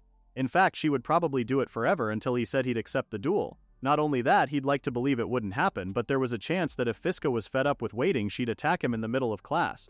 However, if he did accept the duel, they could fight wearing the cross badges that prevented damage. Thinking it through, Vento says that he really had no choice. As he sits up straight, Luna tells him to do his best and that she'd cheer for him again. Vento jokes that although Luna says that she'd cheer for him, he thinks she just wanted to see his magic. With an innocent smile, Luna says that that was only part of the reason. Vento stretches his body and says that since he's decided to do it, he might as well get it over and done with soon. Getting up from his seat, Vento waves goodbye and thanks Luna for making him feel a bit better. Luna watches him go, saying that she'd look forward to his duel, but Vento tells her not to get her hopes up too high. Time passes and a new day starts in one of the dueling arenas. The arena is filled with excited chatter, much more than the first duel. In the battleground, Fiska says that she was happy to have a duel with him. Vento awkwardly rubs the back of his neck, thanking her hesitantly. From up in the bleachers, Alina is in complete disbelief that Vento was actually dueling. Number 4. Albert tells her that the duel was a chance for Vento, so they should support him. However, he suddenly gets an excited look in his eyes as Albert says that if he won, Vento would become one of the numbers. Alina agrees that that would indeed be amazing, but she still wasn't sure. Back in the battleground, Vento smiles nervously, unable to believe that Fiska was still sane for betting her title as number 4 on the duel. Fiska calmly tosses her blazer aside as she reassures Vento that it was fine because being a number was just decoration for her. What she really wanted was to feel the thrill of dueling someone strong. However, she points a finger at Vento and reminds him that if she won, he would be her playmate until graduation. Vento just nervously comments that she managed to say the most terrifying things. In a duel, both parties must wager something to prove their sincerity. This time, Fiska had wagered her position as number 4 of the academy. Vento knew that if he lost, he'd be stuck fighting Fiska forever. The referee asks if they were ready and Fiska and Vento give their go-ahead. The referee tells them to begin, and at the same time Fiska and Vento unsheath their swords. Fiska rushes in, hand-holding her sword steady. She swings her sword as Vento nears. She kicks herself up, propelling herself forward. With a crazed grin, she holds her sword up in front of her. The tip of the blade is within inches of Vento's face as she jabs it.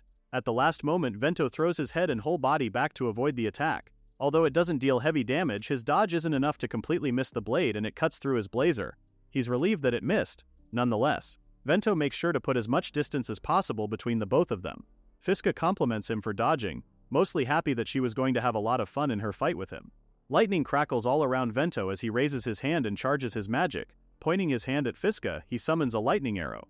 She snaps out of her trance in the right moment and the arrow misses her face by inches. It goes crashing into the wall behind her. Fiska comments about its fast speed and Vento commends her for dodging it well. Fiska brushes his comment away, saying that it was just a fluke, but she reassures him that she would be able to see it coming next time for sure. She adds that it would be a real buzzkill if the fight ended with a simple attack like that. From up the stands, Albert and Alina watch with concern. Fiska gets into position again, saying that she would concentrate. If she just let herself wait and see, she would probably get taken down easily. Her eyes darken. Immediately, she's surrounded by a pulsing black mist. Vento flinches as he feels the air change. He watches as Fiska's sword changes color and turns into the black blade. With another crazed grin, she attacks with After Image. She slams her sword down, a trail of black shadow in its wake. Vento's eyes widen before he sidesteps in the last second, the black trail of the attack missing him by inches. However, just as quickly, Fiska appears right beside him, sword ready to deliver a direct hit. Vento frowns, realizing that she was betting from the start that he would dodge that way. Fiska slashes her sword, an arc of black mist following her blade. But when the mist clears, Vento is nowhere in sight. He appears behind her, a few feet away from where he once stood. Fiska is surprised. She didn't think he could dodge even in such a short time. Meanwhile, Vento curses to himself. She had forced him to do something crazy right off the bat. The effort of the dodge made his knee throb with pain. Fiska turns to him with a small smile. She knew that she didn't need to hold back anymore. With black mist surrounding her once more, she tells Vento that she was going all out. Watching Fiska's magic activate all around her, Vento knew that if he kept protecting his body the way he currently was, he wouldn't be able to dodge all of Fiska's attacks. He had no choice but to play along. Fiska is happy with his decision, but Vento warns her to prepare herself because right now, not even she could keep up with him. Lightning bursting all around him, Vento disappears in front of her in a flash. He reappears right in front of her, leg outstretched to deliver a harsh kick to her side. Fiska grits her teeth as catches it with her forearm.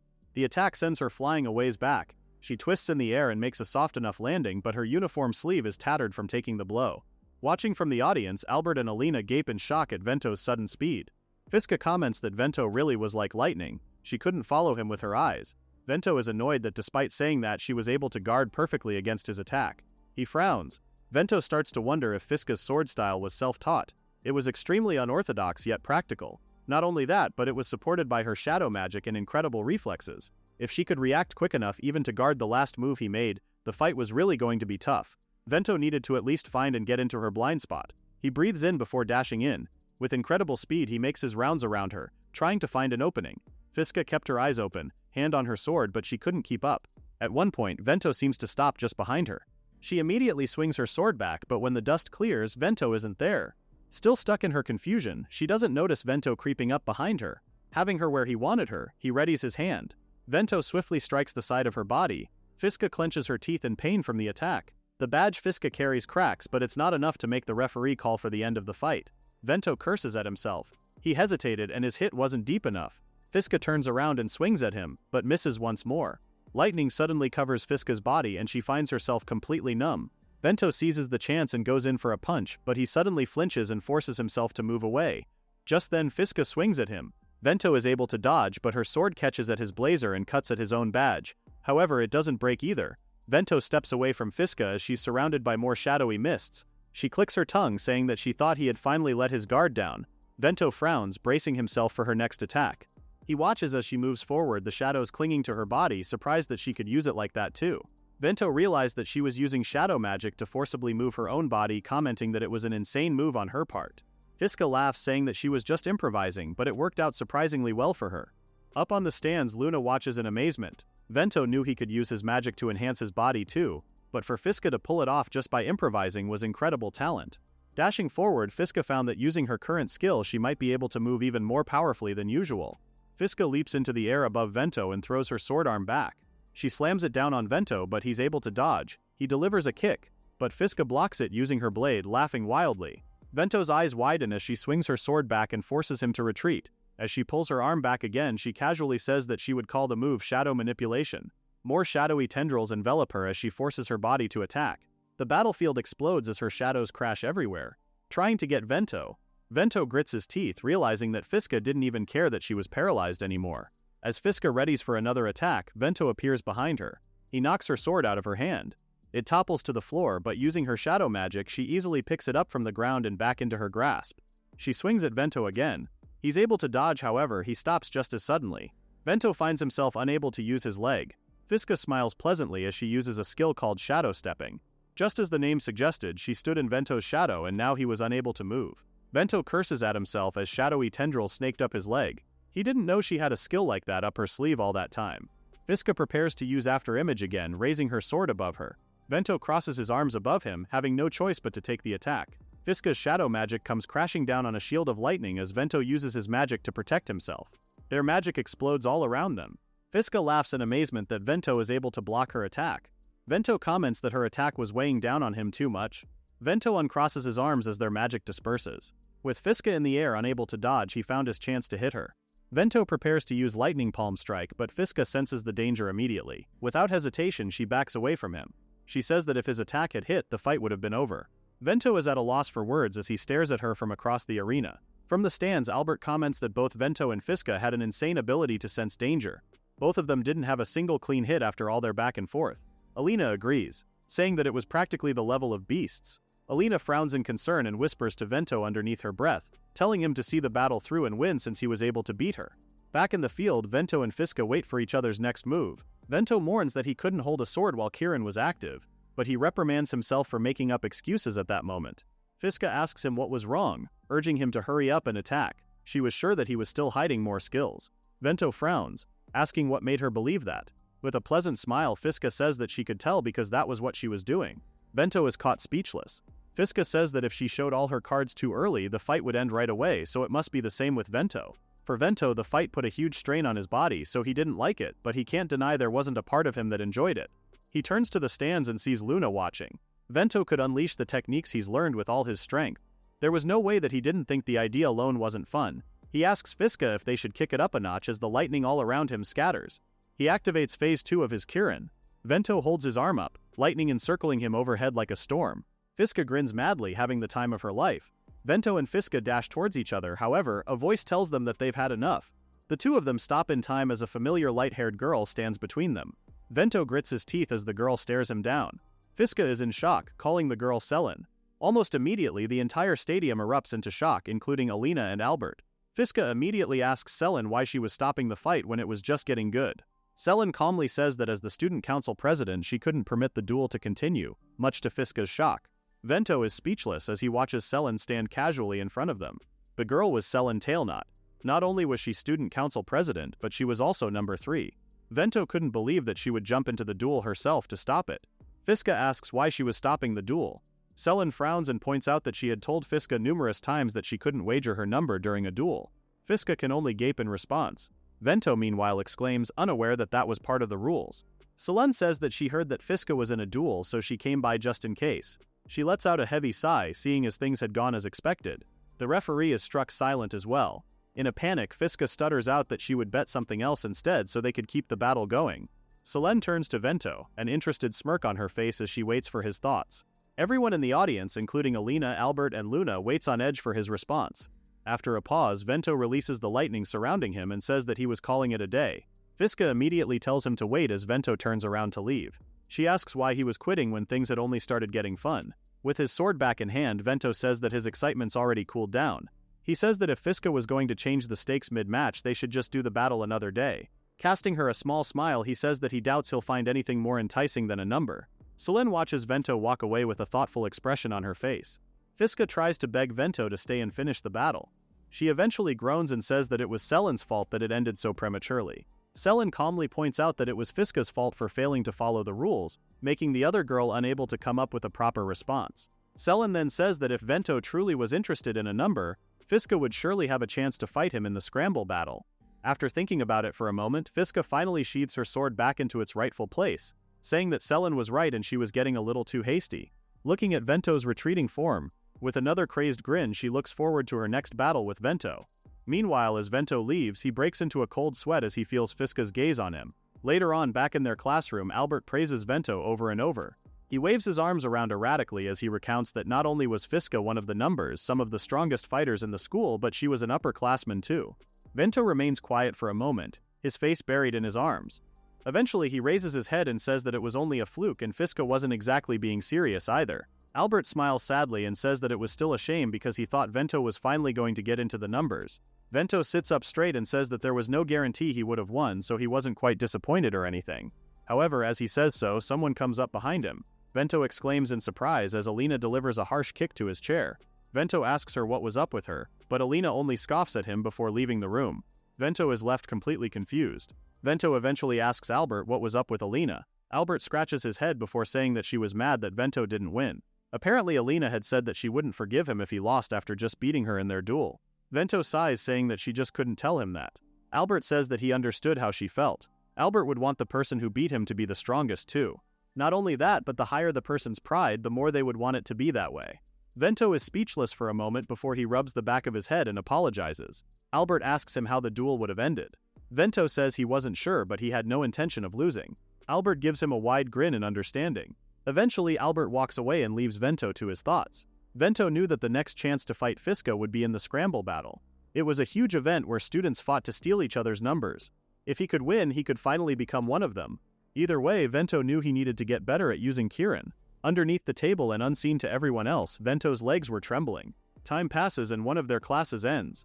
Alina suddenly comes up to Vento, asking if he's seen Albert. Vento tells her that he didn't know before asking what she needed from him. Alina says that she was hoping to get back the textbook he lent him, wondering where he was now. As she turns to look for Albert, Vento stands up. He asks her if she wanted his help and she could consider it an apology for letting her down during his duel with Fiska. Alina was struck silent for a moment before she agreed and said that she would appreciate it. Alina and Vento walk down the school corridor together in search of Albert. Alina is sure that Albert hadn't gone far. As they keep walking, Vento suddenly calls out to Alina as she moves on ahead. When he has her attention, he awkwardly apologizes for not winning the duel, much to Alina's surprise. She's quiet for a moment before she eventually says that Vento did well for himself against number 4. She asks if he thinks he would have won if he wasn't interrupted, and without hesitation, Vento says that he does. Her face slightly tinted red, Alina says that she had nothing more to comment other than it was a close one. Vento agrees. Suddenly, he stops. Vento calls out to Alina to point out Albert at the end of the hall. Vento's eyes grow wide as he sees Albert laughing with a female student in glasses. Lost in their conversation, Alina leans over to Vento and says that Albert seemed to be having a lot of fun. Vento agrees with her observation, but as Alina calls out to Albert, there was a strange feeling taking root in Vento's chest. Albert turns to them as he suddenly notices them. Alina tells Albert that she was hoping to get her textbook back, and Albert apologizes for forgetting to give it back. Vento hesitantly asks about the girl with Albert.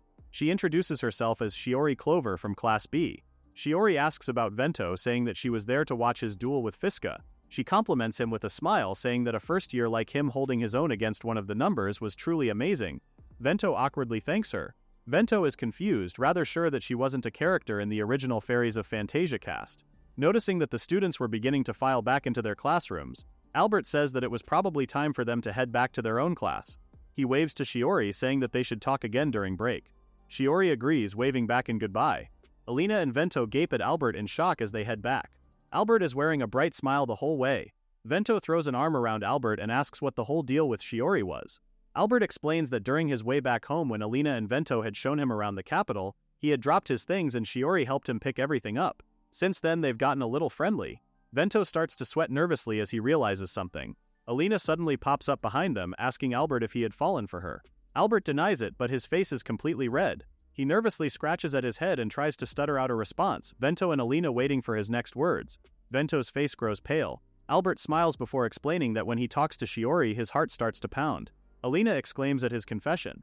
Albert then urges them to head back to the classroom quickly, saying he had to give back the textbook before he forgot again. He walks ahead of them, still lost in his thoughts. Alina leans towards Vento and says that she's surprised, never thinking he was interested in that sort of thing. Vento is silent for a moment. Alina is walking ahead when she realizes that Vento has stopped. She asks why he was spacing out, but Vento brushes her words off. Internally, though, Vento feels a chill. Fairies of Fantasia was a story where Albert got together with the heroines and saved the world. But if Albert got together with Shiori, would he still be able to save the world? Time passes and Vento walks into the library. As he enters, he calls out and asks if Luna was there. Calling up from the second floor, Luna replies to him. Vento smiles, glad to see her, before saying that there was something he needed to talk to her about. When Luna asks about what, Vento says he wanted to talk about romance, much to Luna's confusion. Luna looks at Vento thoughtfully before asking him if he had hit his head or something similar. Vento thinks that her thoughts are perfectly reasonable, but he reassures her that he was completely serious. Luna agrees and says that they should take their conversation to the back room. Thankful, Vento says that he owed her one. Taking their seats in one of the numerous study tables, Vento clasps his hands together in front of him, looking stressed as he tries to put his thoughts in order. He starts off by saying that the story is about a friend of his. After a short pause, Luna repeats his words back to him. But she obviously doesn't believe that it's about a so-called friend. She definitely believes it's about him. Vento looks up at her, saying that it really was about a friend of his. Luna says that she'll just assume that was the case, implying that she still didn't believe a word he said. Flustered, Vento pushes that it really was a story about a real friend he had. Luna thinks about his words more. Suddenly, Albert's smiling face appears in her mind, remembering that Vento only had one friend. That's kind of sad, Vento. Finally understanding what he was trying to say, Luna urges him to continue. Thinking about the original Fairies of Fantasia game, Vento tries to keep things as vague as possible as he says that his friend had a marriage partner chosen for him by fate. However, Luna doesn't know that Vento is thinking of a game and thinks of Albert's real-world circumstances. She asks if Vento was talking about a fiancé and he says that it could be called something like that. Luna is rather confused, thinking that as far as she knew, Albert was a commoner, but she doesn't voice her concerns. For context, commoners usually didn't have arranged marriages since there was no need to have them as much as nobles did, who used marriage to strengthen relationships and power. Vento keeps going and explains that his friend had several marriage partners. He's of course thinking of the multiple routes a player could take while playing the game, but Luna takes it as Albert being in a harem, commenting that it was rather sinful. Vento doesn't realize it, but he's dead-ass destroying Albert's reputation for Luna. Passionate about the topic and completely unaware of how badly he was explaining things, Vento continues that his friend has recently fallen for a woman who had nothing to do with his destiny. Luna's expression darkens at the thought of Albert, who was already in a harem, leaving all his women for another girl, and she comments that he was the worst. Vento brushes off her words casually, saying that although that may be true, the problem has just started. Luna is confused. Vento explains that if his friend ends up with the new woman, the whole world might be destroyed. At the end of his story, Luna's face is completely cold as she stares him down. Finally, she asks him if he was just messing with her after all. In a panic, Vento stands up and defends himself, saying that he was telling the truth. Luna says that she could tell he was serious, but it sounded like a made-up story. Suddenly, she stops short. She then asks if he was trying to write a book. Vento is confused by the sudden question. She explains that that would make more sense, and if that was the case, she would be able to help. Vento reluctantly agrees, saying that they could go with that idea if that was the case. Luna asks what Vento truly wanted for his friend. Vento says that he wanted his friend to break up with the woman and end up with his rightful fiancés. Thinking about the scene, still with Albert in mind, Luna comments that the author was rather cruel, but Vento is only thinking about the true ending of the original game. He agrees that it is a rather cruel solution, but if his friend doesn't, the world would be destroyed. After a pause, Luna asks if the woman even liked his friend. Vento is confused. Luna explains that although Albert fell in love with Shiori, she hasn't heard Vento say that the two were already a couple. Vento realizes that she was right. Although the two seemed to be getting along well, he still didn't know if Shiori actually had feelings for Albert, so there was still a chance for Albert to be rejected.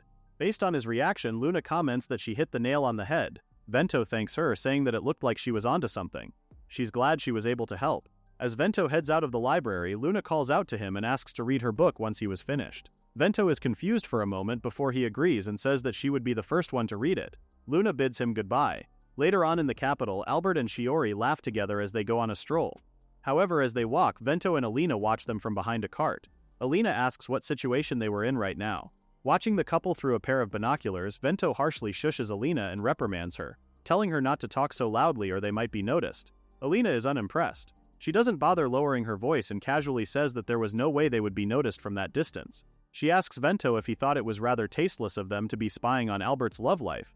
Vento agrees but says that it was necessary. Alina lets out a heavy sigh and slumps on the ground, saying that she didn't understand that she was getting dragged out after school all of a sudden just to follow Albert. From underneath her breath, she mutters that she thought Vento was asking her out on a date. Still watching Albert and Shiori, Vento asks if Alina said anything as her voice was too small. Alina reassures him that it was nothing and she was only talking to herself. Alina asks what Vento was trying to confirm. Vento says that he wanted to make sure whether or not Shiori liked Albert. They watch as Shiori goes to feed Albert from a skewer and Alina says that it definitely looked like she liked him. Vento says that they couldn't be sure yet because there was a chance she was just playing with Albert and leading him on. Before he could say anything more, Alina delivers a swift chop to his head with her hand and exclaims that he was overthinking. Alina asks why Vento brought her along in the first place, and he explains that if it was just his perspective, he would probably interpret things to his own advantage. Alina blinks at his words, realizing that for him to say that, Vento truly wasn't messing around. She takes her place beside him again and watches Albert and Shiori. As the couple continue to act sweetly, Alina asks Vento what he would gain if Shiori really didn't like Albert. Casually, Vento would personally gain nothing, but the world would be saved. Alina turns to him demanding a serious answer, but Vento argues that he was being perfectly serious. Alina is just left more confused. She goes back to watching the couple, but Vento suddenly finds himself watching Alina instead. Finally, Vento asks Alina what she thought of Albert. Alina asks why the sudden question, a tint of red coming to her cheeks, but Vento reassures her that it was an important question. Alina says that it was nothing special and that he was just a friend. For her, Albert was a nice guy, but she didn't think of him as anything more than that. Vento suddenly slumps down on the ground, leaning on the cart with a smile. Alina's face turns a shade more red, asking why Vento looked so relieved. Vento exclaims in shock. Alina says that just because she didn't have a crush on Albert, it didn't mean she had a crush on him. Vento reassures her that he knew that, and Alina turns her back on him with a huff. However, Vento blushes as he asks himself why he really did feel relief. He knew he should be happy if Alina and Albert got together, and yet that wasn't quite the case. Before he can ask himself more, Alina's voice snaps him out of his thoughts. Albert and Shiori were moving and Vento apologized for spacing out. They move away from the cart. As Albert and Shiori continue to enjoy each other's company, Vento and Alina crouch behind signposts trying to keep up with them. Around them, townspeople watch the two of them move, confused. Eventually, Albert and Shiori stop in front of an accessory shop. Albert points to a bracelet and tells Shiori that it would suit her.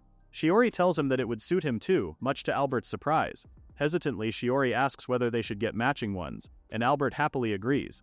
Meanwhile, Alina and Vento watch behind a box of crates. Alina coos that the couple were being so lovey-dovey. Vento is caught speechless as he watches them order the bracelets. Watching them look so happy together, Vento frowns as he wonders if he really had the right to get in their way. The conflicted expression on his face is clear as day and Alina takes notice.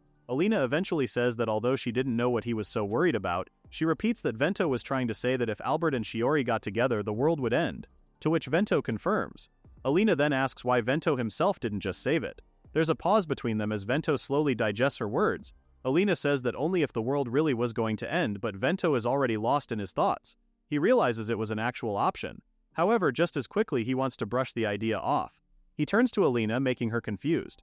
If he was the one to save the world, that meant one more thing. Vento breaks into a cold sweat as he realizes that he would have to romance the heroines himself. Chapter 10, Luna's Problem with Another Day in Class. Vento sits on his seat with a thoughtful look on his face. He thinks of seeing Albert with Shiori again, happily spending time together, and his frown deepens. He knew that their bond just kept getting stronger and stronger. Without context, he just looked very jealous. Vento would eventually have no choice but to brace himself. Letting out a heavy sigh, he slumps over his table. Someone suddenly comes up behind him. Alina comments that he was so gloomy this morning, and she asks him what was wrong. Surrounded by happy, chattering classmates, Vento asks her how he could be happy when the world could be ending soon. Alina frowns, saying that he was still going on about that. She wonders if he ate something bad. Almost whining, Vento asks what she took him for, and Alina's mouth ticks up into a smile. As Vento slumps on his table again, Alina takes the seat next to him. Vento eventually crosses his arms on the table, head buried in them, as he thinks of what to do next. During his time playing Fairies of Fantasia, he knew that each heroine in the game had her own problem, and solving their problems was the key to saving the world. Originally that was Albert's role, but things were steadily changing.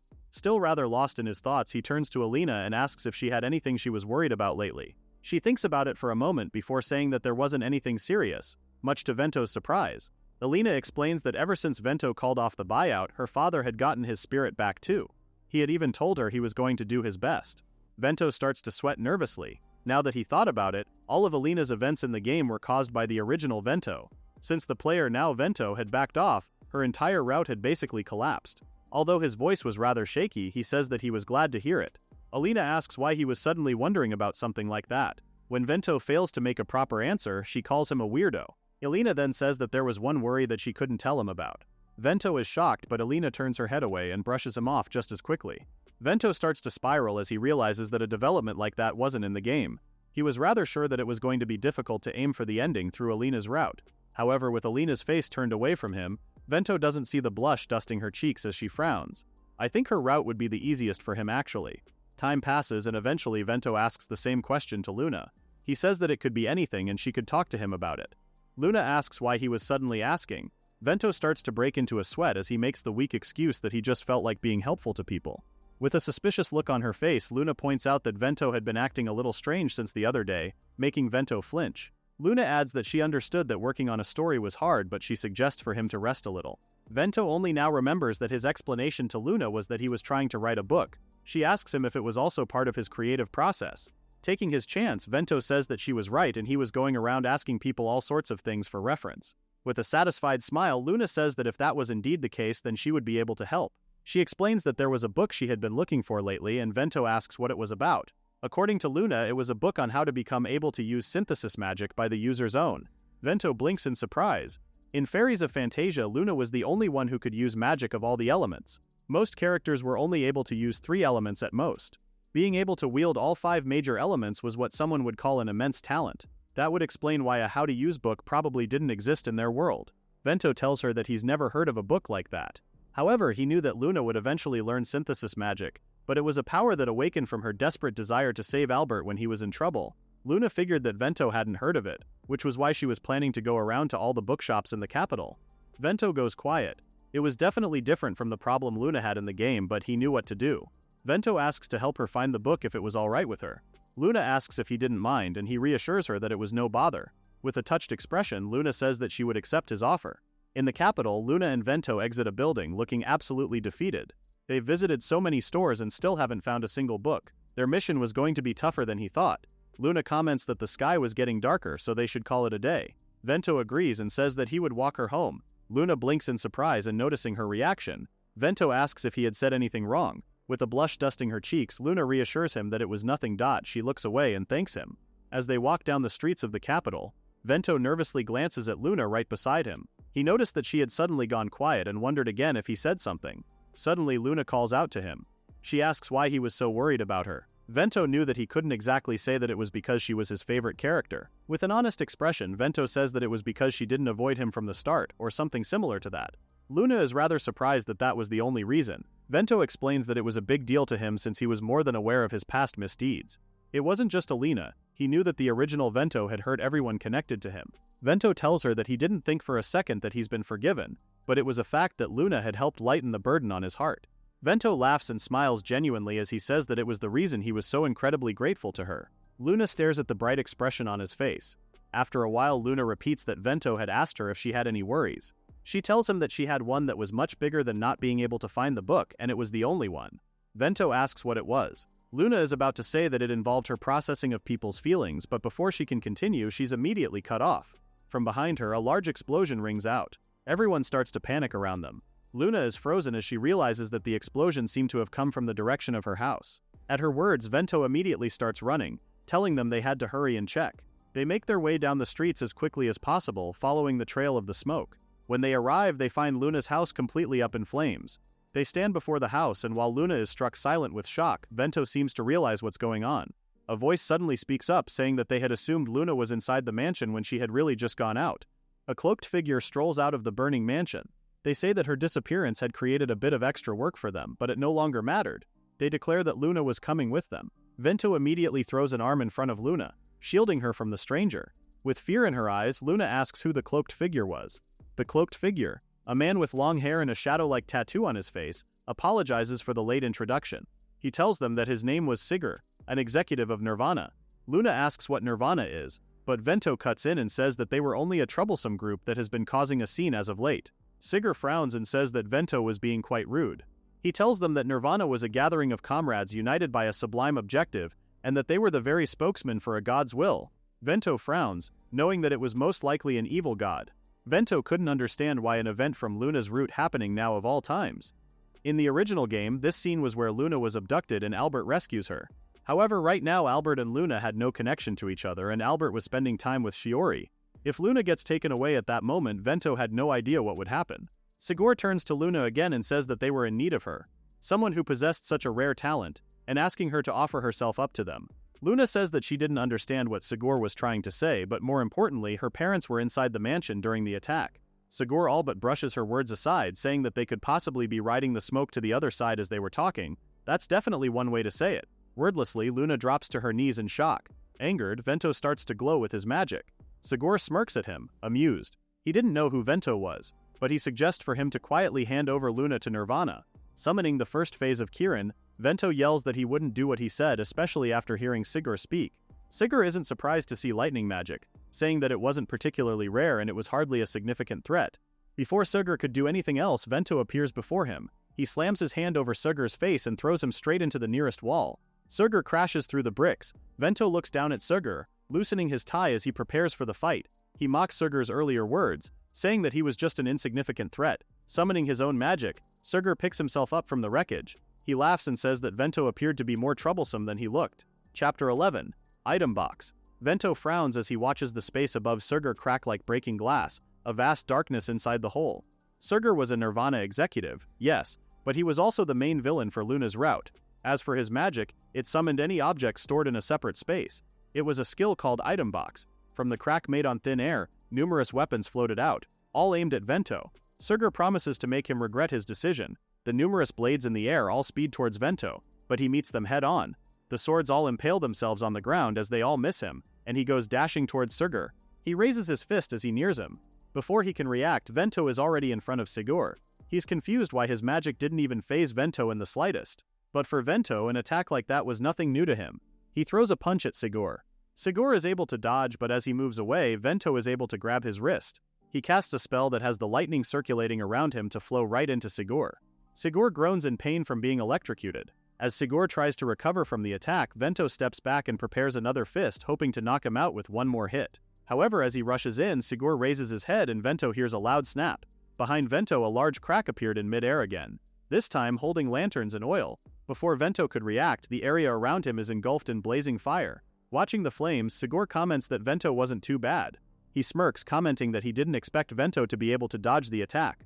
Behind him, Vento lands safely, without a single burn on him. Vento wipes the sweat from his face. Sigurd was just full of surprises. If his reflexes hadn't been enhanced, he would have been a pile of ash by now. Suddenly, Vento looks up as Sigurd tries another attack. Something seems to loom over Vento. When he turns to the sky, he finds another large crack, a huge boulder coming out of it and right on top of him. Vento exclaims at the sight of it. Luna calls out to him in a panic. Sigurd smirks as he announces that he was going to crush Vento right then and there. Vento knew there was no way for him to dodge it, and that only left him no other choice. He activates Phase 2 of his Kirin. He fires himself off the ground and kicks the boulder with enough power to break it into 1,000,000 pieces. Sigurd exclaims in disbelief. As the debris showers down all around him, Sigurd is confused. Vento wasn't anywhere to be seen. But just when he thinks so, Vento appears right behind him. He throws the punch right at Sigurd's face, sending him flying one more time. Vento flexes his fist as he and Luna wait for Sigurd's next move. Sigurd groans in pain as he stumbles to get up, saying that everything was just a miscalculation. He admits that Vento was indeed tough, but just as he's saying that Vento was wrong for assuming he'd go down with just one punch, Sigurd falls to his knees. The world seems to darken and Vento is the only thing Sigurd could see. He couldn't understand what was going on. Vento mocks Sigurd for taking his single punch too lightly. As Sigurd feels paralyzed, Vento tells him that although he was barehanded, his punches were still covered in lightning. A single punch from him was all it took. Vento orders Sigurd to behave himself and surrender because he was steadily running out of patience. Lightning crackles all around Vento. Sigurd slowly starts to laugh, and when he opens his eyes, there's a slightly crazed look in them. He says that everything really was one big miscalculation. He almost couldn't believe that he failed his own mission. There's a loud snap and once more a crack appears. but this time it was right where Sigor knelt. Vento gapes in shock, realizing what was happening. As he goes to leap into the large crack, he tells Vento that he couldn't let himself be captured and so he would retreat for the moment. Before he completely makes his escape, he tells Luna that she couldn't escape Nirvana and they would get her, sooner or later. Vento immediately tries to go after him, summoning a lightning lance. He throws it into the crack, but all he sees is Sigur's smile as the attack misses before the crack completely closes off. Vento clicks his tongue in annoyance. He curses as the lightning around him disperses. However, his anger quickly disappears when a soft voice calls out to him from behind him. He quickly kneels down beside Luna and asks if he was okay. Luna reassures him that she was, however his eyes say otherwise as she looks back to the burning mansion and faintly calls out to her mother and father. This was the event where Luna parts from her parents without being able to say goodbye. Vento wonders if the heroine's fates really were that hard to change after all. Vento wraps an arm around Luna in comfort. In a small voice, Luna thanks Vento, much to his confusion. She holds on to the ends of his uniform as she says that she was glad that he was there to save her. Vento stays quiet, a frustrated expression on his face. He couldn't let himself lose his head while he was there. At the very least, he changed the fate where Luna was kidnapped. If it could be changed, then he had to try. At that point, only he was only to change all of their fates. The following day, back at school, Albert and Alina have varying expressions of curiosity as they stare at Vento and Luna sitting next to each other on a bench outside the school. They ask what happened. Vento only manages an awkward laugh, unsure how to proceed. Alina asks first if the girl was Luna and if she and Vento knew each other, leaving out the fact that she had already seen them together once before. Yeah, pretty sure it's best not to mention that you basically stalked them a while back. However, Luna quickly tries to hide herself behind Vento's shoulder, much to Alina's confusion. Vento reassures Luna that she could trust Alina and Albert. He asks her if he could tell them the current situation, to which Luna nods in agreement. Vento gives Albert and Alina a rundown of what happened yesterday, saying that a member of a group called Nirvana attacked Luna's house. The two of them exclaim in shock but let Vento continue. He says that he happened to be there so he was able to protect Luna, but his voice drifts off as he leaves it up in the air about what happened to Luna's parents. Alina has a horrified expression on her face as she realizes what he meant.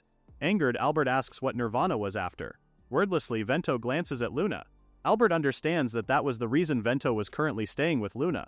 Vento explains that the attacker had magic that allowed him to move through space. He tells them that he's thought about letting the Knights protect her, but he wasn't sure if it would be enough, especially when he thought about their first meeting with Melfi. As Vento and Albert continue to talk, Alina's eyes are on Luna and Vento sitting together. There's a conflicted expression on her face. She's knocked out of her thoughts when Albert says that if that was the case, then he would lend a hand too. He suddenly turns to her and asks if she would help as well, but still lost in her thoughts, Alina stumbles over her words. Vento gives them a thankful smile and Luna bows her head in gratitude. Moving on, Alina says that still not knowing when Sigurd would attack again was still concerning, and Vento agrees. Albert calls out to Vento and asks whether he would lose if he fought Sigurd again. With a determined expression, Vento reassures him in complete confidence that he would win. Funny, I feel like I've heard that somewhere before. Albert then offers that he had an idea and tells Vento to stay with Luna for one more night. Alina asks what the plan was. Albert says that if the enemy was after Luna specifically, there was only one surefire way to lure Sigurd out. Crossing their arms together in agreement, Albert asks Vento if he would let him handle the situation, and Vento promises to trust him. Meanwhile, deep in what appeared to be an abandoned cathedral, Sigurd leans against one of the crumbling pillars. He groans in pain, wondering who in the world Vento was. Suddenly someone calls out to him, commenting how someone sure gave Sigurd quite the beating. A person with a pleasant smile and wearing a leopard print coat appears. Sigurd calls them Hakuna. Hakuna casually comments that they heard that Sigurd let the Witch of Colors escape. Sigurd tries to defend himself, saying that someone got in his way. Hakuna tells him to get it together because they could search the entire world and they would still never find another person like Luna. She was a prodigy who could use all 5 elements, after all. If they offered her as a sacrifice, someone called Lord Avon would be far closer to his revival. Sigurd finally slides down to the ground against the pillar. He says that he understood and he would make sure to capture Luna next time. However, he wanted Hakuna to heal him first since he couldn't do much in his current state. With a sigh, Hakuna agrees but says they would charge him for the effort. Holding out a hand to Sigurd's chest, they start to glow with their magic. A bright light encircles them as they heal Sigurd. Hakuna then says that they had gotten interested to hear about the guy who was able to give Sigurd a beating, and so they would come with him next time. Sigurd is surprised to hear their decision. Hakuna says that there was no reason for them not to, and since Sigurd lost, he didn't get to decide. They finish healing him and Sigurd thanks Hakuna. Eventually, Sigurd sighs and agrees with Hakuna. Crossing their legs together, Hakuna smiles, a sinister look in their eyes as they giggle. Vento and Luna walk down an empty street together. As they walk, Luna suddenly tugs on the back of Vento's uniform. She softly calls out to him, but before she can say anything more, Vento reassures her that he would protect her. Thinking deeply, Vento goes over their plan for protecting Luna. Albert suggests that they should bait Nirvana out. They were going to create a situation where they would be forced to strike. They continue to refine the details of the plan in the garden. Alina asks Albert if he thought it would really work. With a confident smile, Albert tells her that it would be okay because they'll be able to do it together. Vento's eyes widened at his words. Vento laughs to himself at the memory. Those words were the protagonist's catchphrase. He never thought he'd be able to hear it for himself. Vento is brought back to the present as Luna calls out to him again, much to his surprise. Luna hesitantly asks why Albert and Alina would be willing to help her, especially since they didn't even know her that well, which is a funny statement since all things considered, Vento doesn't know much about her if he didn't play the game. With a sad smile, Luna admits that she didn't really understand emotions, so to understand them, she read about them, and she thought she finally understood. However, even then, she could only think logically, not emotionally. She couldn't understand why Albert and Alina would want to help her. Vento's eyes widen in surprise at her words for a moment before he pats her head. Luna is shocked at the sudden action, but Vento only laughs, saying that it was because his two friends were kind at heart, just like Luna herself.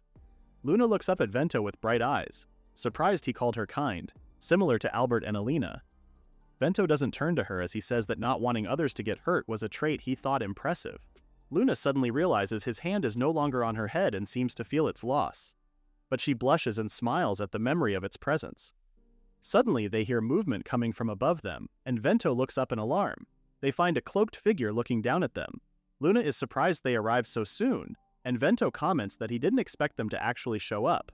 Vento hears something from behind him and whips his head around. He realizes they were now flanked on both sides by cloaked figures. One of the figures produces a sword and orders Vento to hand over Luna. Vento demands to know where Sigur was, but the figure holding a sword says he didn't know who that was. The man introduced themselves as members of the Order of the Stars. He says that they planned on taking Luna to offer her as a sacrifice to the glittering constellations above. Vento exclaims in shock, realizing that the figures weren't from Nirvana. The man with a sword doesn't answer him, choosing to leap up from the roof. He pulls back his sword, preparing to attack. He slashes down at Vento, but he dodges in time, shielding Luna away from the danger. Vento grunts from the effort. The other cloaked figure silently summons a magic circle and a ball of fire shoots out towards Vento and Luna. Vento summons a thundershot to meet the attack halfway, causing an explosion in midair. Finding a safer spot and summoning out a sword, Vento asks Luna to stay right behind him. Not even a second later, the figure with a sword rushes up to Vento. Vento is able to block it in time, but he's shocked to find the figure rather strong. The two of them put distance between themselves, backing away to regroup. Soon, Vento and Luna are flanked again by the cloaked swordsman and the spellcaster. Holding his sword up in one hand and holding Luna back with the other, Vento says that he wouldn't go down that easily. Suddenly, a crack in midair appears right behind Luna, much to her shock. From the abyss of the crack, Sigur appears, holding out a hand to grab Luna. He tells the cloaked figures that though he didn't know who they were, Luna belonged to them.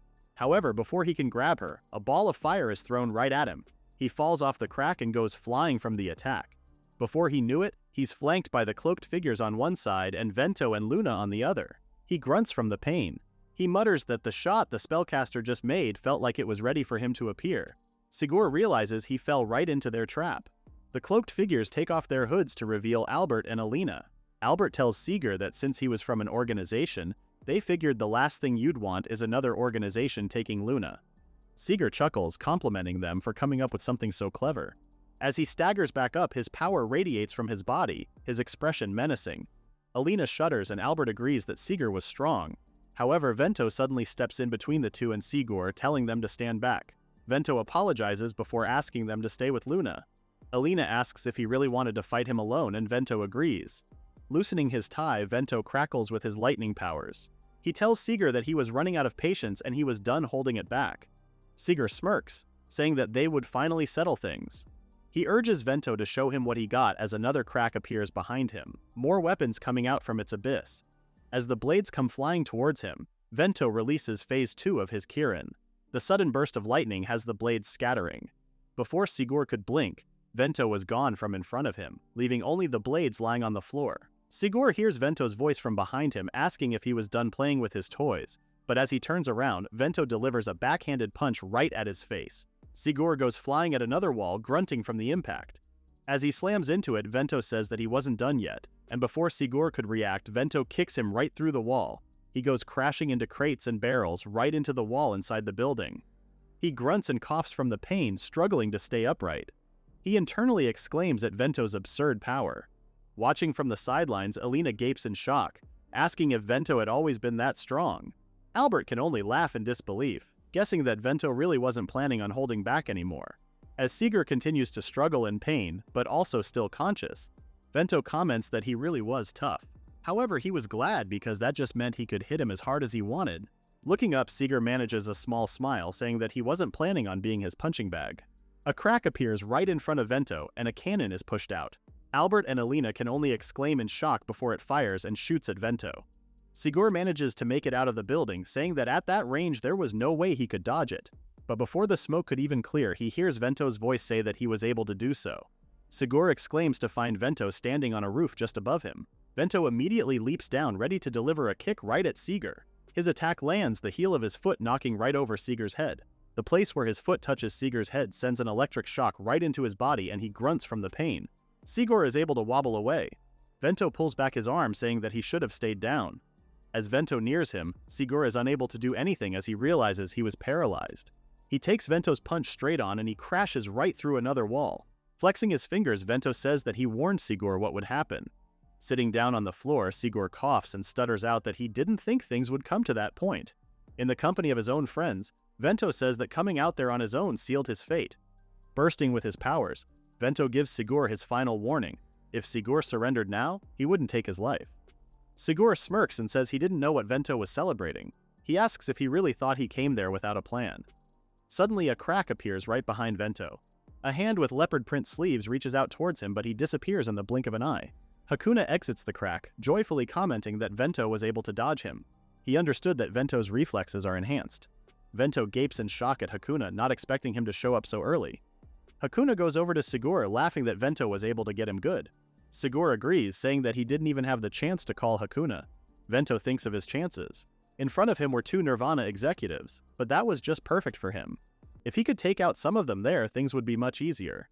Hakuna understood that while Vento was around, it was no surprise that Seeger would break a bone or two. He offers to fight Vento together, and Seeger agrees, saying he was planning on a 2-on-1 battle anyway. However, much to Vento's shock, Albert suddenly steps in, saying he wasn't going to let that happen.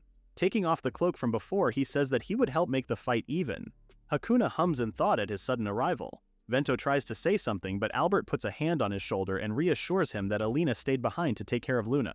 They needed to focus on taking down Seeger and Hakuna. Vento grins, almost unable to believe how much of a good guy Albert was. Taking on a fighting position, Vento and Albert prepare to defeat the Nirvana executives. Chapter 13. As the 2 teenagers and the Nirvana executives watch for each other's first move, Alina holds an arm out in front of Luna protectively. Hakuna ponders about the idea of a 2-on-2 battle. He sighs, saying that he wasn't that big of a fan of messy fights and suggests that since they finally got to fight, they should do it 1-on-1. He adds that it makes things simpler. Vento flashes with his magic and Albert summons his blade. Vento coldly apologizes, saying that he would rather get things over and done with quickly. Finally, he makes the first move and rushes up to Hakuna. However, before he can even reach Hakuna, Seeger intercepts him. Opening a large crack behind him, Seeger tackles Vento before he can react in time.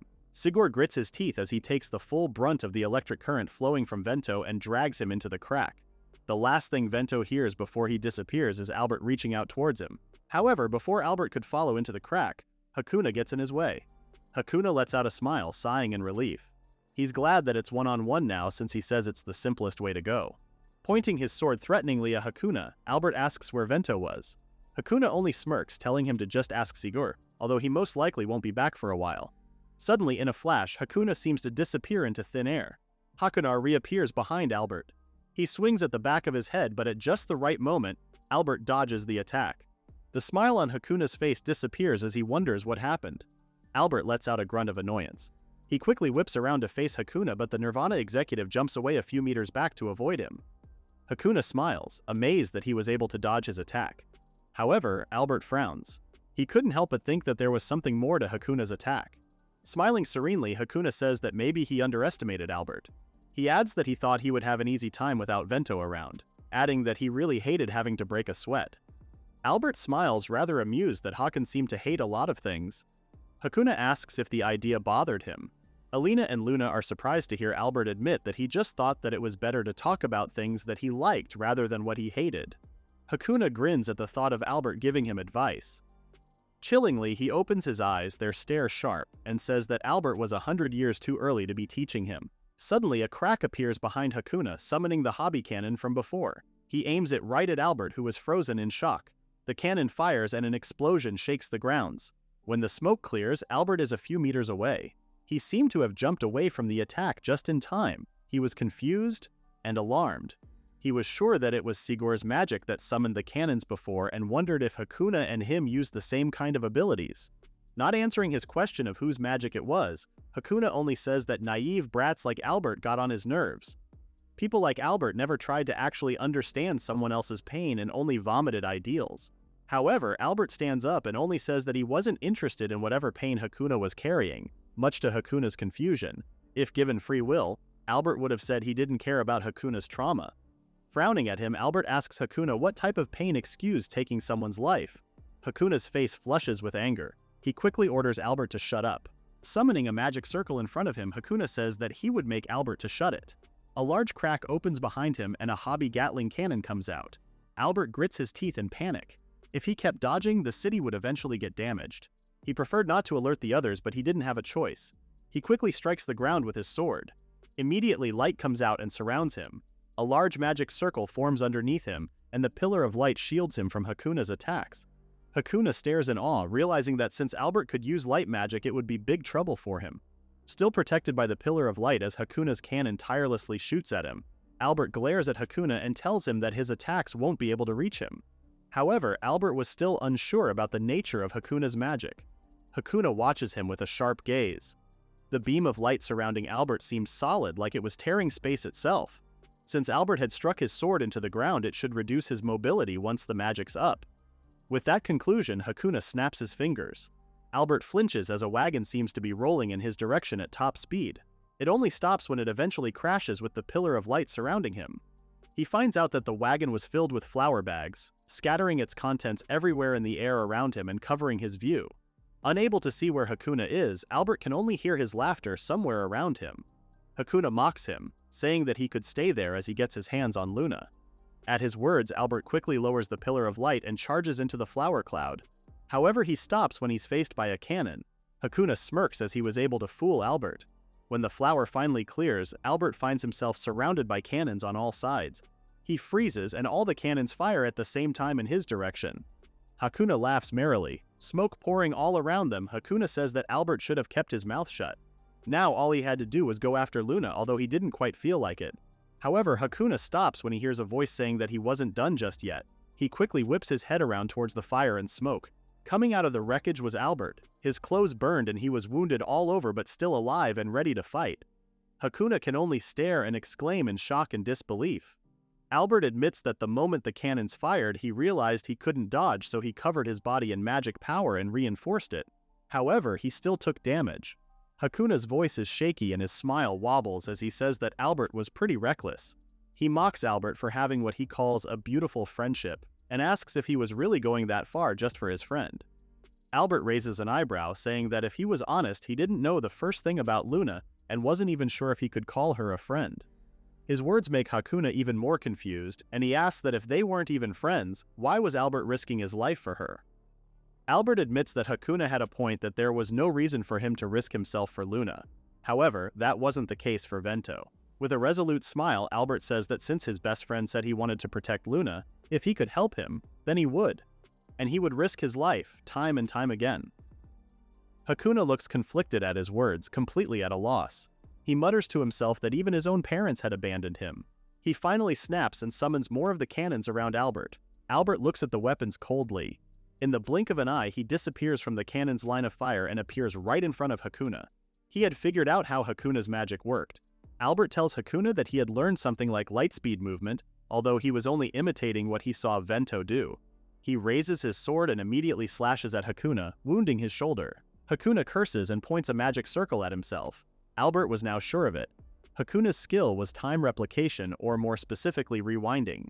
He had rolled time back to when the cannon went off, and that meant that the carriage of flour from before passed there not too long ago as well. Hakuna laughs nervously, saying that nothing changed just because Albert figured things out. He points out that the wounds Albert made had already disappeared right away, so it didn't matter how much he hurt him. Albert points his sword at Hakuna, summoning his light magic and making the blade glow. Hakuna is blinded by the sudden harsh lights. Before he can react, Albert is in front of him again. He swings his sword and strikes him. Hakuna grunts in pain before healing himself right away. He tries to reason with Albert, saying that it was useless. Albert doesn't stop and slashes at him again. Hakuna does his best to heal himself again, telling Albert in a panic that it was useless. Albert slashes at him repeatedly, again and again. He says to Hakuna that although his body recovered instantly, he would burn more magic power each time. Hakuna is in complete disbelief of what Albert was implying. Albert says that although Hakuna could rewind time all he wanted, the magic power he spent doesn't come back. Hakuna panics at the idea that Albert was going to keep cutting at him until he was out of magic. As a final nail to the coffin, Albert adds that he trained his sword day after day until he collapsed. So if it was minutes or hours, he planned on keeping Hakuna company for days if he had to. Eventually, Hakuna screams and falls to the ground, exhausted from losing too much magic power. Albert stands over him for a moment to make sure he doesn't get up. Realizing that Hakuna had really passed out, Albert scoffs to himself, saying that the fight was easier than training on his own. He sheathes back his sword and walks away. Chapter 14. Meanwhile, Sigur holds on tightly to Albert as they dive into an endless freefall. Albert grunts in realization as he watches the surrounding darkness and glittering stars pass by them far too quickly. He could hardly believe it, but Sigur had dragged him into a subspace. Almost like he could hear Albert's thoughts, Sigur grins deviously. Vento knew that Sigur couldn't keep a living creature inside of the item box for too long. He needed to devise a plan to get back to where he came from. But as he looks up, or was he looking down? Vento watches as a bright light envelops them and they head straight towards it. A crack opens in midair and Vento and Sigur fall into a room with a high ceiling, old chandeliers hanging everywhere. Vento clicks his tongue, realizing what Sigur had done. He immediately pushes Sigur off of him. The two of them land on their feet on solid ground, taking on an offensive stance as they face each other. Vento looks around with an amused smile, asking where Sigur had brought him to. Sigur tells him that they were currently in the Nirvana hideout, or at least a hideout that Nirvana had no plans of using again. Sigur opens his arms wide, summoning another crack in the air. Again, blades of all kinds exit the vast space inside. He tells Vento that they were finishing their battle one-on-one. Vento smiles, amused, joking that Sigur sounded very motivated. With a wave of his hand, the blades go flying past Sigur and head straight for Vento. In an instant, Vento dodges each sword as they crash into the ground all over him, missing their target. Watching him be preoccupied by his attack, Sigur smiles. Vento really was agile, but that was all the more reason why he brought him there. Reaching into another crack, Sigur takes out a gem from the darkness. The gem shatters in his palm into a million pieces. At the same time, the hideout starts to shake, debris falling off the walls and ceiling. Vento looks around in alarm. Sigur calmly hangs on a chandelier, his arms crossed as he explains that he just set off the self-destructing artifact he planted in the hideout. I don't know why he had to flex by hanging from a chandelier like a bat, but I respect it. Sigur adds that he couldn't risk leaving anything behind that any intruder could find if they discovered the place. In roughly 5 minutes from when he activated the artifact, the entire hideout would cease to exist. Sigur's role was to keep Vento in the hideout until then. Sigur taunts him, saying that although Vento could try and run, he would just go and fetch Luna. Rather annoyed, Vento just scratches the back of his head and says that 5 minutes were more than enough for him. In an instant, he's right in front of Sigur, expression cold and his arm thrown back for an attack. With a punch infused with lightning, he delivers a thunder blow right into Sigur's stomach. Sigur goes crashing into a wall, grunting from the pain. If you tried doing a drinking game, depending on how many times Sigur crashes into a wall, we'd be dead by now. From the ground, Vento tells Sigur that he wouldn't let him lay a single finger on him anymore. Suddenly, the lightning crackling all over Vento's body disappears. Small streaks of lightning escaped, but they were almost all gone. Instead, tattoo-like markings appear around his eyes, very reminiscent of lightning bolts. His eyes seem to crackle with the same bright energy. Sigur coughs out blood, suddenly unable to move. He felt oddly pressured. The silence between them was terrifying, almost like their fight before then was nothing but a dream. Unknown to Sigur, Vento had activated Phase 3 of his Kirin. Before Sigur could even blink, Vento was in front of him again, leg raised and ready. Vento delivers a harsh kick that sends Sigur crashing into the numerous concrete poles lining the hideout. Until now, Vento had been releasing the electricity in his body so he wouldn't overload. But Phase 3 was different. By trapping the electricity inside his body, it boosted his strength even further. However, there was a huge backlash. Meanwhile, Seeger coughs, wounded on the floor and struggling to get up. He couldn't see Vento's movements. It wasn't just that Vento was fast, he was on a completely different level that his mind couldn't keep up. He looks up in a panic, starting to sweat nervously. He didn't know what he was supposed to do from that point. Vento loosens his tie, revealing more of the lightning-like markings all over his body. He tells Seeger that he couldn't take his time because of him, so it was about time for him to end things. Seeger barely reacts more than shock as he feels Vento grab the back of his collar. Vento flings him away with raw strength. Finally cornered, Seeger thought that if he couldn't keep up with Vento, then he had no other choice. He would hurry the collapse and bury him alive. Not gonna lie, he should have done that from the beginning. Multiple cracks appear all around him and he summons out multiple cannons, a spell called Hobby Rebellion. Seeger fires them all at once, but he's horrified when he hears a familiar voice behind him. Vento mocks him for being too slow. In an instant, all the cannons around Seeger explode. His eyes are wide with shock and disbelief. On his last straw, he turns around in a panic and begs Vento to wait. He promises to give up on capturing Luna and tries to negotiate with him, but he stops short. Vento suddenly grabs onto the necklace Seeger wore and pulls him forward. Vento floated before him, eyes deadly cold as he blankly apologizes, adding that he was still an ex-villain. Raising his leg, Vento drives Seeger head to the ground with his foot over his face. Lightning crackles all around them as Vento uses his abilities to strengthen the blow. Seeger crashes to the ground with a loud boom. He coughs out blood and is completely knocked unconscious. Vento lowers himself to the ground and checks Seeger's state. Brushing his hair back in relief, Vento says that he wasn't kind enough to listen to Seeger's begging. Eventually, back in the capital, townspeople stare with a mixture of shock and confusion. Vento breathes heavily as he drags an unconscious Seeger around by the back of his clothes. His body already felt heavy. Vento needed to get back before Kirin Phase 3's backlash caught up to him. I'm surprised he was able to make it all the way back to the city. His thoughts are disrupted when he hears a loud voice call out to him from the bridge. Vento looks up in surprise. Albert happily jogs up to Albert, but Vento flinches in shock to see the state he was in. He asks Albert if he was alright because he looked like a total mess. Vento turns to Luna and says that it was all over. Her eyes are watery and she suddenly runs up to Vento and hugs him, catching him completely by surprise. Luna tearfully thanks him for protecting her. Vento hesitantly returns the hug, his face turning red. He internally comments that Luna's words about not understanding emotions didn't last long, but he brushes the thought away just as quickly. Meanwhile, Albert teases Alina, asking if there was something wrong. Alina frowns and brushes his question off, adding that he better not talk to her right now. Albert just smiles and lightly apologizes. Alina tells herself that it really was nothing, but a stinging feeling grips at her chest as she watches Luna and Vento. Remembering Hakuna, Vento asks Albert what happened to him. Albert casually shrugs and says that he turned him over to the Knights. Vento blinks in shock at the news. He thought Hakuna was stronger in the game, but he quickly tells himself that the important part was that Albert beat him. He tells them that they should hand Seeger over to the Knights as well. He goes to grab Seeger, but his hand slips, and before he knows it, he's stumbling forward. Luckily, Luna and Albert are there to catch him in time.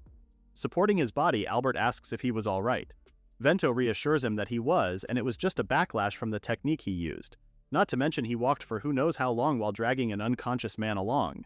Vento remembers that the last time he used Phase 3, he couldn't move for a whole week. Alina sighs and comments that Vento was no fun. Holding Seeger up by a leg, she tells them that she would turn Seeger over to the Knights instead. Albert says that he would come with her. Albert quickly shifts Vento's body to face Luna. He asks her to take care of Vento, and Luna readily agrees. With an arm over her shoulders, Luna supports Vento and they walk away together. Luna watches them go with an odd look on her face, and Albert glances at her in concern. Finally, he speaks up, asking if she really didn't mind that Vento was going with Luna. Alina tells him to mind his business. She adds that she just thought she should leave them alone for the day. Her eyes are dull as Albert comments that she was too kind. She blankly disagrees, pointing out that she was too bothered at that moment. Unbeknownst to them, two cloaked figures were watching their group from the rooftops of the surrounding buildings. One of them comments about Hakuna and Seeger being captured. They note that the group was strong, especially Vento and Albert.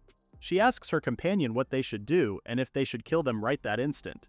The man beside her reminds her that the Knights were coming, so it was better that they didn't cause any trouble. The cloaked woman expresses her displeasure, calling it a shame. The man reassures her that it was only a matter of time before they killed Vento and the others. Anyone who stood in Nirvana's way would be crushed. One of them says that they were looking forward to the next time they met Vento and the rest. Suddenly, Vento flinches in alarm and he turns around in concern, eyes landing on the roofs of the surrounding buildings. Luna turns to him in concern, asking if there was something wrong. Vento goes quiet for a moment before reassuring Luna that it was nothing, but he frowns as he continues to look at the roof. Another day begins in the school, and as Vento walks down the corridors, he gives his wrist a test flex. He was rather surprised that Phase 3's backlash on his body had faded faster than he thought. He wonders if his body was adapting to his more extreme moves. Vento's thoughts are disrupted when a familiar voice calls out to him. He doesn't even get to turn around to face the person properly before Fiska throws her arms around his neck. She proceeds to shake him over and over in excitement as she says that she heard Vento actually beat people from the underworld. Vento tries to say that he didn't actually beat them, but Fiska doesn't listen. Her eyes are bright as she says that she was jealous of him. She asks why he didn't call for her because should he ask, she was willing to go into any hellhole with him.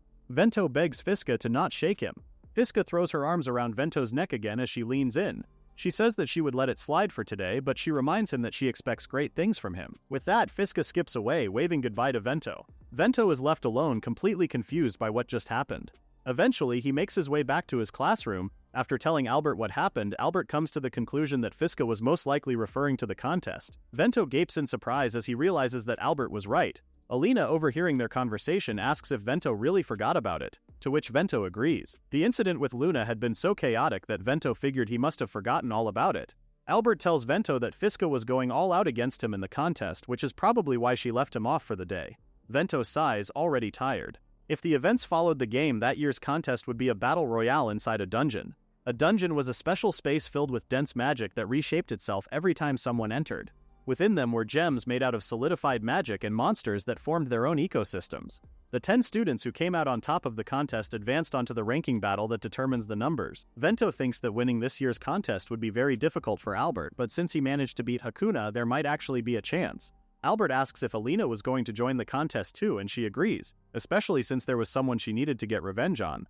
Immediately, she glares down menacingly at Vento, to which he accepts her challenge. Their conversation is cut short when Luna approaches their group. She greets them a good morning and Albert returns her words.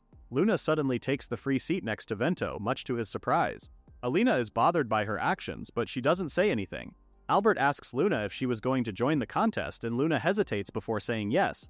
Alina comments that it was rather unexpected, making Luna ask why she thought so. Alina explains that she thought Luna wasn't interested in things like the contest. Luna says that she wasn't interested in becoming a number, but she didn't want people to protect her forever. Albert and Alina are dumbfounded by her words, but Luna turns to Vento and says that this time she wanted to be the one to support him. Vento's face is completely calm on the outside. Internally, the player possessing Vento's body was crying out in joy. He couldn't believe that his favorite character actually said that to him. His thoughts are almost immediately disrupted when Alina comes up to him and pulls on his ear. Vento yells in pain. Alina points out that Vento was acting all love-struck, but Vento complains that he hadn't even done anything. Albert laughs awkwardly as he watches them, but Luna is completely silent. Alina continues to yell at Vento, saying that it was clear what he was thinking. Vento whines in disbelief that Alina could somehow read his mind. Meanwhile, in the main city, a cloaked woman sat alone in an outdoor cafe, drinking her tea. She's suddenly disturbed by armored soldiers surrounding her. They announce themselves as Elfred's Knight Order. The woman calmly asks what business the knights had with her. One of the soldiers accuses the woman of being a member of Nirvana, and they order her to surrender herself. The woman calmly sets down her teacup, and immediately the soldiers are high on alert, preparing their weapons. The woman smiles and says that she couldn't let them capture her there. Right before their very eyes, the woman vanishes in a swirl of air. The soldiers immediately panic at her sudden disappearance. All she leaves behind is her discarded cloak. The soldiers spread out and search for her, coming to the conclusion that she couldn't have gotten far. High up on the rooftops, the woman from Nirvana with a blindfold hops around. She's rather surprised that the Elfred Kingdom's knights noticed her. It seems like she underestimated them. Suddenly, a voice from behind her thanks her for her indirect compliment. The blindfolded woman turns around in a panic, only to catch sight of a sword already slashing down at her. She leaps away in time, the attack missing her. The swordsman was Melfi.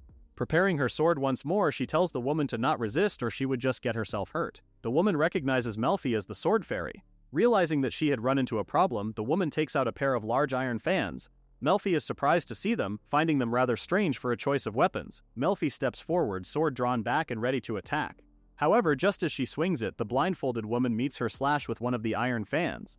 They begin to trade blows, but for every move of the woman's fans, Melfi was there to block the incoming attack. The woman is rather amazed by her refined swordsmanship. She had to admit that in a direct fight she would have completely lost. Seeing no other way out, the woman flips away from Melfi, trying to gain some distance between them.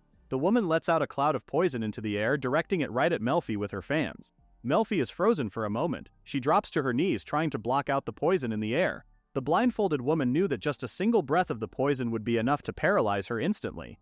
Seeing her opening, the blindfolded woman tries to make her escape, but she doesn't even get far when Melfi summons the wind. Immediately, the poisonous air is cleared out by a powerful tornado. The blindfolded woman is at a disadvantage. She knew that Melfi's wind magic was the worst matchup for someone like her. Melfi dives forward once more, sword drawn at the woman and completely intent on not letting her get away. However, Melfi seems to freeze in place as she senses something closing in. She looks up to see a large man, his hands intertwined together and ready to strike. Melfi's eyes widen in surprise. In seconds, the man closes in on her, dealing a powerful attack that leaves a large crater in its wake from the impact alone. Dust and all sorts of objects go flying from the blast. The blindfolded woman uses a fan to shield herself from the incoming debris. As the dust slowly settles, a figure emerges. It was the man who had attacked Melfi. The man approaches the blindfolded woman and she casually asks if he was there to come pick her up. The man coldly says that he had to because the woman was taking too long. He urges her to hurry back as they don't have much time left for their plan. The woman apologizes to him, saying that she would be more careful next time. As they turn to leave, a voice behind makes them stop. The voice had overheard that they had a plan in motion, and because of that, they refused to let the duo leave so easily. The man and woman turn around to find Melfi. She seemed to have been completely healed by her magic. The man knew he had landed a clean hit on her. The woman stops him from approaching Melfi, pointing out that they couldn't keep on fighting as the other knights would be arriving soon. The man clicks his tongue as he hears the group of approaching knights. Melfi steps forward, daring them to leave. Melfi tells them to give up, but the blindfolded woman points out that the nearby residents weren't done evacuating yet. Triumphant, the woman tells Melfi that they would withdraw for the day. Melfi frowns, but she's unable to say anything as she knew she was trapped. With that, the woman summons another cloud of poison in the air, obscuring Melfi's vision. Melfi orders them to wait, but when the poison in the air clears, the man and woman are gone. They had completely slipped away. Left alone, Melfi falls to her knees. She holds onto her sword to keep herself up. She realizes that she couldn't block the impact from the man's hit from earlier completely after all. Looking up at the sky, she wonders what exactly was Nirvana's plan. She was determined to figure it out quickly. The day of the contest arrives and the student contestants stand before the entrance. One of their instructors calls for their attention as they explain the rules of the contest. Their goal would be to reach the top floor of the dungeon. Their instructor tells them that there was a possibility that they would encounter monsters along the way. While they avoid the monsters, they must reach the top while carrying 2 certain necklaces. However, each one of them would be given only 1 necklace. The most perceptive of them have already realized the second necklace they needed to complete the contest had to be taken from another contestant. Hearing the instructor's words, most of the contestants are shocked, save for Luna and Vento. The instructor continues to say that if any of them lost their necklace, they would be teleported back to the entrance forcibly. Should they get injured and cannot move, they would have to remove the necklace themselves, which is kind of hard to do if you cannot move. It sounds rather counterproductive if you ask me. The starting positions for each contestant would be randomized. With that, they are given seconds to prepare. The students are determined to get to the very end. Before they know it, Vento and the rest are blinded by a flash of bright light. When Vento is able to open his eyes again, he finds that he's standing across a corridor from a skeletal monster. He's rather surprised that he was starting already, but seeing that it was just a skeleton monster, basically a weak monster with low intelligence, he wasn't particularly bothered. The skeleton charges at him, sword raised. But with a snap of his fingers, Vento calls for lightning, directly hitting the skeleton. He steps aside and begins to run before the skeleton even falls to the ground. He had fully decided he needed to aim for the top. If everyone was all heading to the same place anyway, Vento knew that they would all run into everyone else eventually, so there was no need to look for them. As he turns down another corridor, it's flanked by more skeleton monsters. With another flick of his fingers, he quickly gets rid of them all in quick succession and he moves further down the hall. However, he suddenly stops dead in his tracks. Another student contestant was quickly making his way towards him. Vento is unsure of how to move next, but he suddenly notices that the student is pleading for his help. Before the student can come any closer, he's pulled back by a hand grabbing onto his head from behind. Vento's eyes widened in shock and surprise. He watches as the boy's face morphs into a look of pain. Vento immediately activates Phase 2 of Kirin the moment he realizes the bad situation. In an instant, he steals the boy away from the other figure. When they're a safe distance away, Vento lowers the boy to check on his condition. The boy was shaking and white as a sheet. Vento realizes that the boy's magic power was completely depleted and he wonders if the monster from before completely drained him of it. Apologizing to the student, Vento tugs at his necklace. He watches as the boy disappears from his arms. By doing so, the student should have been sent back to the entrance. Vento knew he could leave the boy's treatments up to their instructors. Turning around to face the monster, Vento remembers that the instructors had given all the contestants a complete rundown of the monsters before they started the contest. He was very sure that that monster before him wasn't in that list. In fact, the thing didn't even exist inside of the game he originally played. The real danger the monster posed was the ability to drain magic power. If a participant got so weak they couldn't even remove their necklace, they would die just like that. If Vento left it alone, he knew more people could get hurt. His eyes focusing, he decides to finish it off himself. Vento fully activates his abilities as the monster nears him. As it reaches out a hand to grab him, Vento disappears in a flash. The monster turns around to see Vento, ready to kick its head in. Vento's foot does make contact with its head, but it completely passes through. Vento realizes that its body must be intangible. Vento moves away from the monster as it gets ready for its next move. Suddenly, a crack appears in thin air right next to the monster and it reaches its hand in. Vento is surprised when more cracks in space appear right next to him with multiple arms reaching out for him at once. The attack is more than familiar to him. In an instant, he releases phase 2 of his Kuririn once more before the arms can touch him. As he dodges the monster's continuous attacks, he already has an idea who released the monster into their dungeon. The monster's main body continues to reach out for him, and as it moves, Vento tries to find its weakness. His eyes widen as he sees something glowing beneath its cloak and right between its ribcage. Vento summons his Thunderbolt skill as the monster goes in to reach for him again. At the last second, Vento ducks and drives his arm right through the monster's chest. When his hand had passed through it, he had grabbed the dark crystal that acted as its heart. It essentially acted as its weakness. Vento closes his fist over it, shattering it into pieces. The moment the crystal is gone, the monster disappears into a cloud of smoke. Vento wonders if Nirvana was somehow involved in the contest. With his past enemies in mind, Vento's eyes widened in horror. He knew he didn't have the time to wander around. Instead, he had to find Luna as fast as possible. With that in mind, he uses his Kuririn to speed through the corridors of the dungeon in search of her. Meanwhile, somewhere else in the dungeon, Luna and Alina stop dead in their tracks as they turn a corner and almost bump into each other. They freeze for a moment, unsure what to do, until Alina notices the 2 necklaces on Luna's neck. Alina points out how Luna was already able to meet her quota, rather sure that Luna couldn't fight. Luna admits that she just found the necklace, much to Alina's surprise. Luna explains that she found someone collapsed from magic power depletion. She knew that just leaving them to lay there would be a bad move, so she took their necklace to send them back to the entrance. Alina is surprised to hear that someone's magic power was already depleted when it was still early into the contest. Luna admits that she thought it was weird too, and she was actually thinking about going back to the entrance to check. Alina says that doing so would be a tricky situation since if Luna left the dungeon of her own accord, there was a possibility that she would be disqualified. Luna is unable to say anything more to that. They begin to walk down the same corridor together. Alina says that they could just head to the top of the dungeon for the meantime. Surely the instructors should be waiting for them there so they could report it then. Luna agrees with her plan. Suddenly Alina's smile drops, and as she walks ahead she mutters to herself that she wasn't expecting them to end up working together. Luna isn't able to hear her words properly, and she asks if Alina said something, but Alina brushes it aside. They stop again when across from them in the corridor is a familiar-looking monster. Alina didn't know what monster it was, but before she could react, it reached out and grabbed a hold of her arm. Alina tries to shake the creature off, but its hold on her is tight. It ends up holding onto her even tightly as it activates its ability. Alina collapses to her knees before she can control herself, and she realizes slowly that her magic power is being drained. Luna yells out to her in a panic, and using her spellbook she summons a magic circle. Water floods out from the magic circle and right at the monster, who has no choice but to let go of Alina. The monster crashes into the nearest wall. Luna helps Alina up, asking if she's okay. Alina reassures her that she's fine. However, she warns Luna to be careful.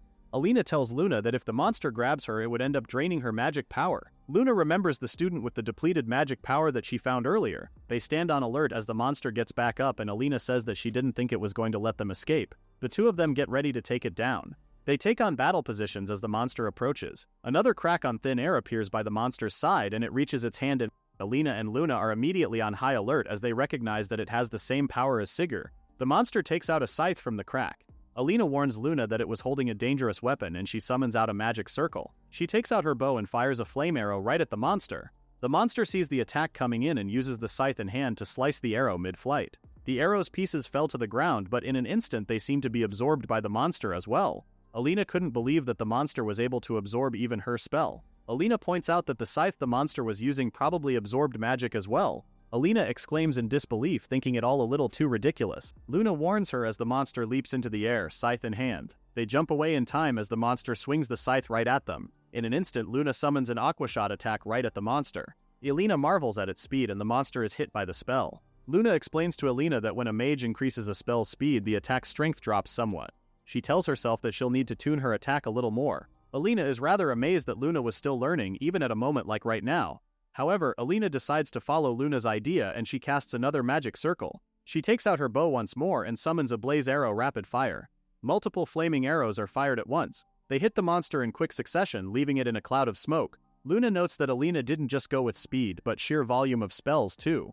She says she would remember that, but Alina asks Luna to stop admiring her work and start helping in the fight already. The smoke eventually passes, but the monster remains standing. Akia! Alina couldn't believe that it still wasn't enough. Luna reassures her that they would be able to take it down.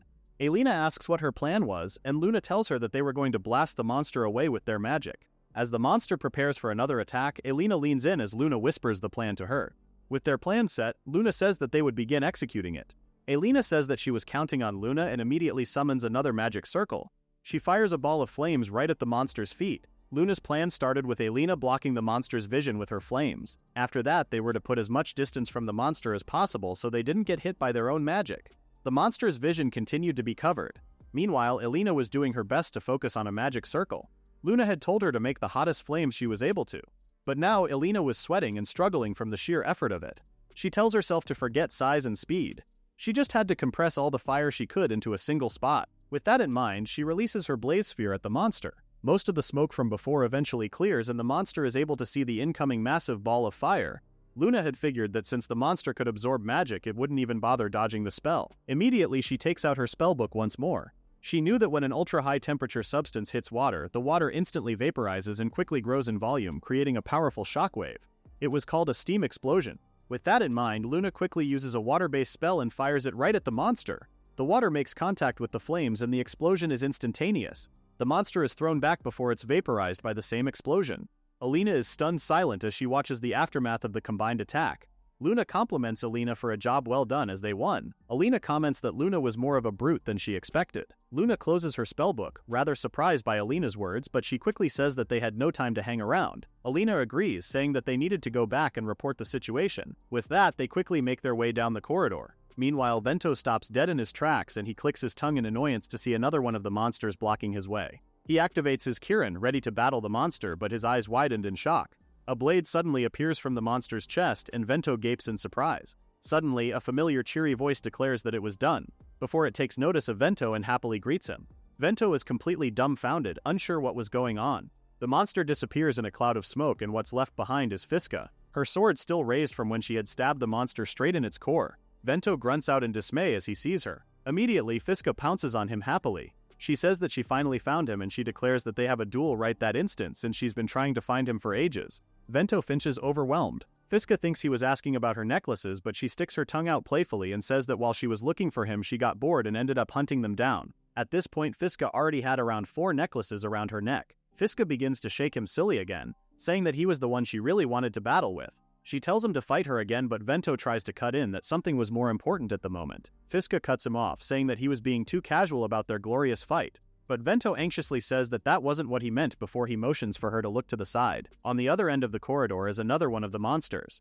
Fiska and Vento leap away from one another as the monster slashes a scythe right between them. Fiska is rather calm at the monster's sudden appearance, but Vento tells her that the monster was an irregularity in the tournament. He tells her that they needed to report the case to the instructors before someone got hurt. Fiska doesn't sound too interested, saying only that she wanted to fight him. Vento argues that now wasn't the time for something like that. He promises to fight her as much as she wanted later on. Excited by his words, Fiska leaps from the walls and dives right at the monster. With a single clean slash of her sword, she cuts down the monster in an instant. As the monster disappears once more into smoke, Fiska agrees to his deal. Vento wonders if Fiska had gotten even stronger since their last fight, rather scared at the thought. Suddenly, Vento hears someone call out his name. He turns around to find Albert running towards him. He's glad that Vento and Fiska are safe. Vento tells him that an irregularity occurred, so they needed to evacuate everyone who was inside the dungeon. Albert reassures them that it was all right because the student council president was already taking care of it. Fiska is surprised to hear about Sullen. Albert says that she went to inform the instructors about the irregularity. Vento comments that their president truly never disappoints. Vento looks up in surprise. Luna and Alina were coming out of another corridor. They note that everyone was there and they were glad that everyone was all safe. Vento is thankful to see that both two of them were all right. As they group around together, Alina tells them about how they got attacked by a monster earlier. Albert says that because of the event, he was thinking about going back to the entrance since he had a really bad feeling about it. Vento knew that Albert's instincts were usually right. As such, he makes the decision to go back with him. Immediately, Fiska decides to go back as well. Vento asks if she was sure because there was the possibility of her getting disqualified. Fiska points out that if Vento was disqualified, then there was no longer any point for her to stay there either. Luna turns to Vento and says that if he was going back, she was going too. Alina is rather speechless for a moment before she comes to the decision to go back too, since the tournament wasn't functioning fairly anymore.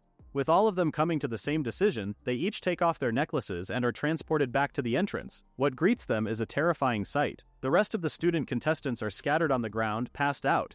Their instructors are also out cold, some with their fair share of wounds. Immediately, Vento calls out to them in a panic. Albert is just as confused behind him. Fiska finds Sullen, who is also wounded and barely still conscious. With Fiska leading the group, they run to help her. However, Sullen looks up to see them and she struggles to say something. Vento freezes when he hears an unfamiliar voice. The person had noticed their arrival, calling them easy prey. He turns to find a blindfolded woman with iron fans and a large muscular man,